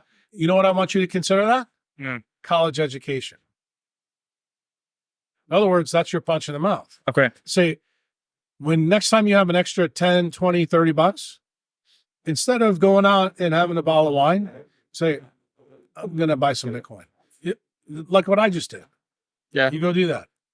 I did that so you guys can see how fast it happens. Yeah. But this happens like, say, if I was going to buy gas, if I was going to buy food. The problem is the system, the country that I'm living in now has built that system. That's what you need to see. Yeah. Because guess what? Then you're going to say, why doesn't the Netherlands have this? And then you're going to realize the reason they don't is because they're centralized fucks. Yeah. They don't want it. This scares the hell out of them, because you know why? It empowers you, the people. Do you understand? I understand. And I was just thinking when you said the stuff about white and black. Do you ever think, let's say you get a completely decentralized system. Isn't there also a chance after some time that it could become like an anarchy? Yeah. And then you need centralization again. You already know the answer. Yeah, okay. Have we not had 5 extinction events in nature? Mm-hmm. What happened in the extinction event? Always in the seed of destruction was the seed of reconstruction. Always. Mm-hmm. That's the story of decentralized networks. Let me tell you another story about decentralization. So it gets pounded into your mind. You know how the Japanese built their subway system? They used slime and mold, put it down, and watch where the slime and mold went. That's where they build the tunnels. I thought it was fungus. Same shit. Yeah. And guess what? What do they tell you? That the slime and mold has instinct in it that's better than our engineers. Mm-hmm. Because guess what? Yeah. All decentralized networks are based on thermodynamic givens. The slime and mold is going to go the place where time and energy flow best. The lowest entropy system. And that's where you go. You want to know what this whole podcast has been about? It's been about teaching you guys about time and energy flows. Yeah. It's what it's really been about. Every time when you guys go back, I think both of you are going to have the most interesting time with this when you're editing. Yeah. You're going to say, I was sitting there. And when you hear it back, you're going to say, he's saying the same thing so many different ways. Yeah, exactly. And that's what I want you to get. But that's a good way to teach. Yes, it is. Because you want people to realize that nature is fractal based. And that's what the basis of a decentralized network is. That you really want this to keep coming out. And you want to see it. The more you see it, let me tell you something. You get absolutely turned on. Like they can't turn you off. Yeah. Like once you guys get lit on fire, you're gonna, next time I see you, you'll probably have orange shirts and a Bitcoin hat. You'll be like, okay, I got it, bro. You don't need to tell me. And then you're gonna tell people like, look, when you go to the gym and you're working out in blue light, that's a shitcoin maneuver. That's fiat. Yes. You need to be outside in this. Even if it's raining and it's cold, like you said, no, that's what we do. You got to find some, Look, the wolf in Yellowstone Park does it. Why can't you? Yeah. Nature doesn't provide houses in the Netherlands. Yeah. Man does. That breaks the rules. Yeah. Realize that. That's how you wind up with MS. And then you live inside the power grid. Yeah. I think that's a good idea. Oh, right now, your father's listening to us. Yeah, I think it's a great idea. Yeah. Yeah. Yeah. I'm definitely seeing a red threads in between our episodes, and But that's good. That makes me but that's the reason why all the episodes that we've done, to me, these are fun to do because it's almost like your guys' evolution is happening. And then you see like old guy, new guy. Like, you know, most people like boomers and millennials, it's like Jews and Arabs. They don't mix. Yeah. But it turns out they actually do mix. yes, sure. And the thing is, what do they mix on? They mix on stories of energy, stories of time, stories of thermodynamics. But you have to make sense of what you think to them for them to see it in their own way. Like, I don't tell you what to see. I'm the guy with the flashlight. Say, hey, come take a look at this. Yeah. Then it's your job to say, hey, give me that fucking flashlight. Let me look at that. Yeah. That's really the story of teacher and student. Like, really bad teachers, they like take you back of your head and you do it like this. Yes. You know, you kick the soccer ball like this. Yes. You know, no. Djokovic knows how to hit the tennis ball because he knows how to hit the tennis ball. The tennis coach, he's not replacing what Djokovic is. It's also the reason the tennis coach told him, no, I'm not going to fucking comply and take the jab. Yeah. Bro, that's a decentralized athlete.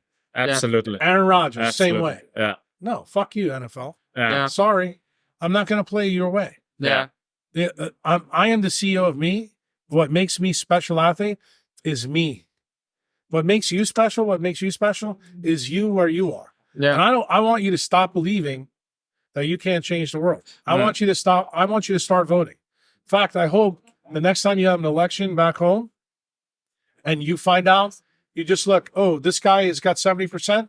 Who's the other guy? I'm going to vote for the other guy. Yeah. And then when That's the a good news media is tactic. outside Yeah. and they ask you, say, why are you doing that? I said, I don't want to be a lemming. If everybody thinks this guy's right, I'm going to go the other way. And if they ask you, well, did you put any thought behind it? Not now, but I will later. But I know that where we're headed is wrong. Yeah. Bro, Yeah. Yeah. Yeah. that's how you want to know exactly. That's what the Yeah. farmers are doing in Europe. Yeah. In your own country, listen, in America, they try to censor those farmers. But every time we get a video and they're in the John Deere tractor and they throw shit at the buildings, it makes me so happy. Yeah, me too. It's I love fucking to see it. awesome. Yeah. Makes me so Love happy. to see it. But I need you guys to start throwing shit at them. Too. Yeah. Yes. I mean, All your friends. yeah, I guess I just haven't looked at it in that way before. I always just, when you have 13 fuckheads and you don't know who to, like, it's just, No, they're all fuckheads. yeah. I'll famously tell people the way I grew up in New York. People ask me, well, do you really like people? I said, no, I hate everybody equally. And then later I decide who I like. And if you follow my Twitter feeds and anything like that, isn't that exactly how I do things? Yeah. Yeah. Like I go after everybody. Yes. I have an irreverence for everything. Why? Yeah.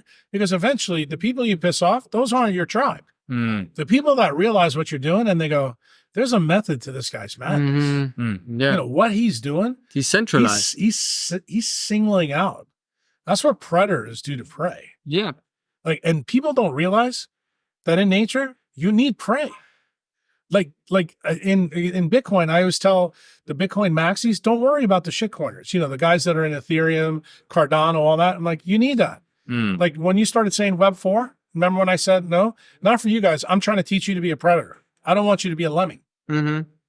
So you can play in Web 4, but no, you don't want to own Yeah, Web because 4. that's also centralized It's in all a way. bullshit. Yeah. It's all bullshit. That's like a new way of them building a new system for you to get screwed. But you know how they're going to do it? They're going to, how the drug deal is going to be? They're going to give you cool technology. You're going to think, oh, that's a cool NFT. Well, oh, this is really cool. Yeah. Bro, if it doesn't give you love, power, money, or orgasms, fuck it. Yeah. No, you don't want it. Yeah. Then it's not real. It's not decentralized. Yeah. I guess that's what the podcast, the whole people should learn to think decentralized. I'm definitely going to do that. Yeah. Well, it gets you to a different place. And you know what? When people listen to this, just like you two, you get a little bit uncomfortable. Like when you ask me some questions, how does this fit? How does that fit? Then we take some things that you may be not comfortable with. You're like, yeah, I can't buy Bitcoin. The question isn't the discomfort. You know what the bigger question is? Yeah, why the fuck doesn't the EU let me buy Bitcoin? Yeah. That's the real question to Yeah. ask. And go, you know what? Isn't that what I just told you about 70%, 30%? I'm going to go with the 30%. Well, if nobody in Europe is buying Bitcoin, maybe you should be the guy that is. Yeah. Yeah. Got it? Yeah. It's the same idea. Yeah. But nobody takes this book out in the library. You take it out more than anybody else. Yeah. Yeah, and I guess you're right about the thing that health and wealth are basically the same thing. Yeah, they both they go together at least. They use the proof of work mechanism. Yeah. The proof of work mechanism in food is photosynthesis. It's sunlight, right? What's the proof of work in Bitcoin? Electricity. Where does electricity come from? DC electric current. Sun. Now, do they do things differently? Yes. But did I tell you each one has their own time system? Yeah. In other words, they have their own space-time continuum. Yeah. You never thought about it like that. No, I mean, and then you go, I've seen it. Shit. And I then mean, the iPhone has its own space-time continuum. I did see it as an ecosystem, and I do see how it all works together, but I never thought about it that way. Yeah, it is very interesting. Yeah. Real science, decentralized, is always interesting. I'm still very confused, but at least I feel smarter than 2 hours ago. Oh, but that's good. Yeah. And I have a better understanding of economy and politics now. Yeah, and why it's important. Right, it is important. Yeah. It may not be, I would tell you, it may not be the most important thing in your life now, and that's okay. Yeah. But realize there's going to come a day where it is, and you're going to realize that the thing that you care the most about, like your health, well, this is important. Like if these guys are trying to take my freedom away, that's not going to work for me. Because if they take my freedom away, then they're going to take my health away. Yeah. They're going to force me to do that I don't want to do. The thing I don't want to see happen, I don't want to see, all the land confiscated in Europe, which is what already happened in the United States, because that's what's happening now. Yeah. This is no different than what the king did 500 years ago when he said, okay, it's all my land. Yeah. You're going to pay me taxes. It's the same story. It's just got, it's a different lipstick on the pig. Yeah. But isn't it just a revolution waiting to happen? I mean, isn't that what is going to happen? Yeah. It's a revolution without guns. Yeah, exactly. But it's the most powerful. Let me just tell you something. It's the most powerful tool against centralization because it gives the power back to the people. Okay? It's like shooting the government with acute lead toxicity with no bullet. What about though, how do we make sure, and not make sure, but let's say you have a shit ton of Bitcoin. And tomorrow there's a revolution in Europe and the US. Yeah. And everyone starts buying Bitcoin. Right now, the crypto market is 3% of the stock market, right? Let's say, what happens if it's 50? Yeah, I mean, then you become super... Who's to pray? Super rich, right? Yeah, but who's to pray? Yeah, all the people that came in late. Tim Cook. No. Yeah. It's all the people that own fiat. All the people that used to control the system. Yeah, the last 50%. They're fucked. But I mean... Wait, stop. You just said to me earlier, Jack, how do we change the system? You just said it. And you don't even realize it. It flips. And what did I say? What is the term I use? Gradually, then suddenly. Yeah. But then how do we prevent the people, like, let's just say... Don't worry about preventing. Does the lion have a fucking opinion about the antelope? No, he just eats them. Does the great white shark have an opinion about the baby seal? No. Why do you care about the prey? You know who you care about? You. That's it. That's decentralization, my friend. You're the CEO of you. Your freedom is being taken from you. When are you going to stop wearing dentures and put your great white shark teeth in? That's my question. Okay. Are you going to continue not to vote? I got it, yeah. I did get it, yeah. You're going to continue to eat plants? Now we just need that part. So you're not fully all in yet, huh? But guess what? Every time Uncle Jack whittle until all of a sudden you're going to go, look, that's exactly what happened to Rick Rubin. It's true. He used to be a vegan and not anymore. You did? Yeah. Dude, his whole story totally flipped. Yeah. Same story, bro. Now look at it. Small steps. We're starting with the cod liver oil. At least that's better than pure vegetables, right? It's better than just the vegetables, but you have to realize eating vegetables at a high latitude That is the fastest way to fuck yourself in your own ass. You know what? I have a saying that I use with Rick on this podcast. I don't know if it'll fly really good in Europe if you guys have to get rid of it, but it's the dildo of unintended consequences also often comes unlubed. That's your problem. You're like, oh, I didn't see this coming. Like you can get away with most things. Yeah. To 32. But all of a sudden. No, gradually then suddenly. All of a sudden your time machines inside go, Yeah. Then you're going to be like. Yeah, I got scared, right? but that's exactly what happened to Rick. Yeah. What happened? What happened to him? He got really, really heavy. He got From being a problems with his vegan? heart. Yeah. He had to have open heart surgery. Like if you listen to the I've heard it, but I didn't know it was. I thought, okay. all the podcasts that I did when I told him what to do about the heart surgery, like, dude, he's been through the ringer. I mean, remember, he used to stay up with all these rock stars and music people till 4 o'clock in the morning wearing sunglasses. Never saw a sunrise. And he was eating, like a rabbit. He changed everything. He went exactly the opposite way. Isn't that the story I just told you about the 70-30? Rick said, you know what? I've done it this way. Now I'm going to go the other way. When he went the other way, he got all about it. He was like, wow. And then what was the last thing? Remember, this guy's a cultural icon in the world, not just the United States. He lives in Malibu, right? What did I tell him? You can't live there anymore because of this. So what does he do? EMFs, yeah. You know where he is now? He's very close to where we are. He's in Italy, in the middle of the Mediterranean. Does he live there? Sardinia? Just part of the year. Then other parts of the year, he's in other places. Yeah, that's a nice place too. So guess what he does? What is he doing? Changes the environment because he knows that he's a prey animal that's been hurt by his previous self because he used to be vegan. It's like he's got permanent marks in his mitochondria. Yeah. So you can't fuck around anymore. So you're still fucking around. Got it? When you get the message loud and clear, and guess what it's going to be? It's going to be just what I told him about the Bitcoin. You're going to get a punch in the mouth. Then when you get a punch in the mouth, then you're going to go, okay, you got my attention. Yeah. Then you got my attention. So I'm going to buy Bitcoin tomorrow and you're having a steak today. Right? You should. King, hell. Well, you don't have to start with a steak. Just start with a hamburger. Cheese. Yeah, something. Just a hamburger. Oyster, shrimp. Yeah, oyster would be, yeah. actually for you, the oyster. Yeah. Because it's a small, just so you know, if you eat 3 oysters, it's equivalent to eating like 1 pound of grass-fed liver. But that's also in terms of nutrient density. But I will say though, that's why like fish.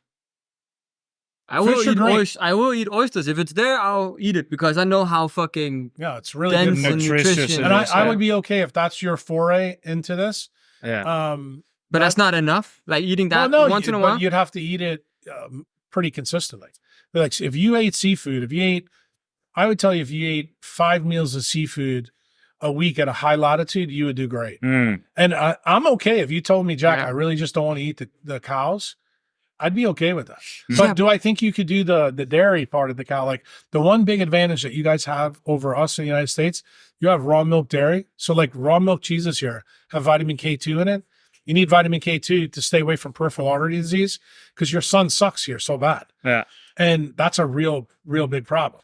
So when you have these things and what you're doing technically on a vegetarian diet, it's like you're subtracting out so many things. Like the number one thing like I'm thinking off the top of my head is B12.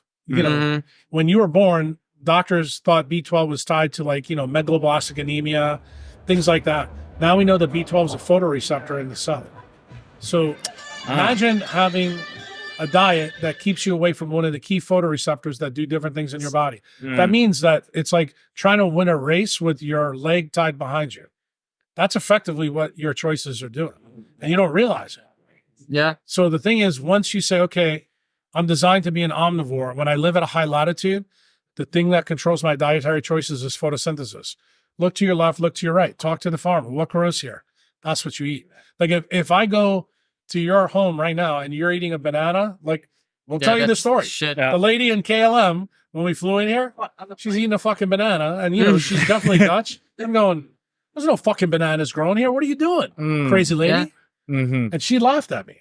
But I would tell you the same thing. You eat a banana or a coconut, even now at the summer solstice, I'm going to tell you you're a dumbass. Yeah. That's why I don't eat bananas anymore after talking to you.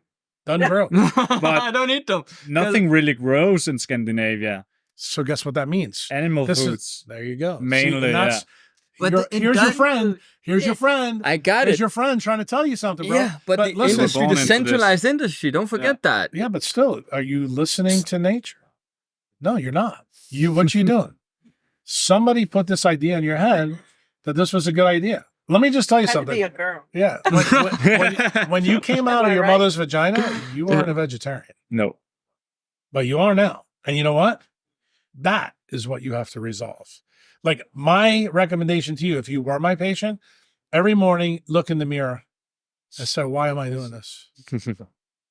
Like, I'm okay if you lie to Chantal, to me, or him.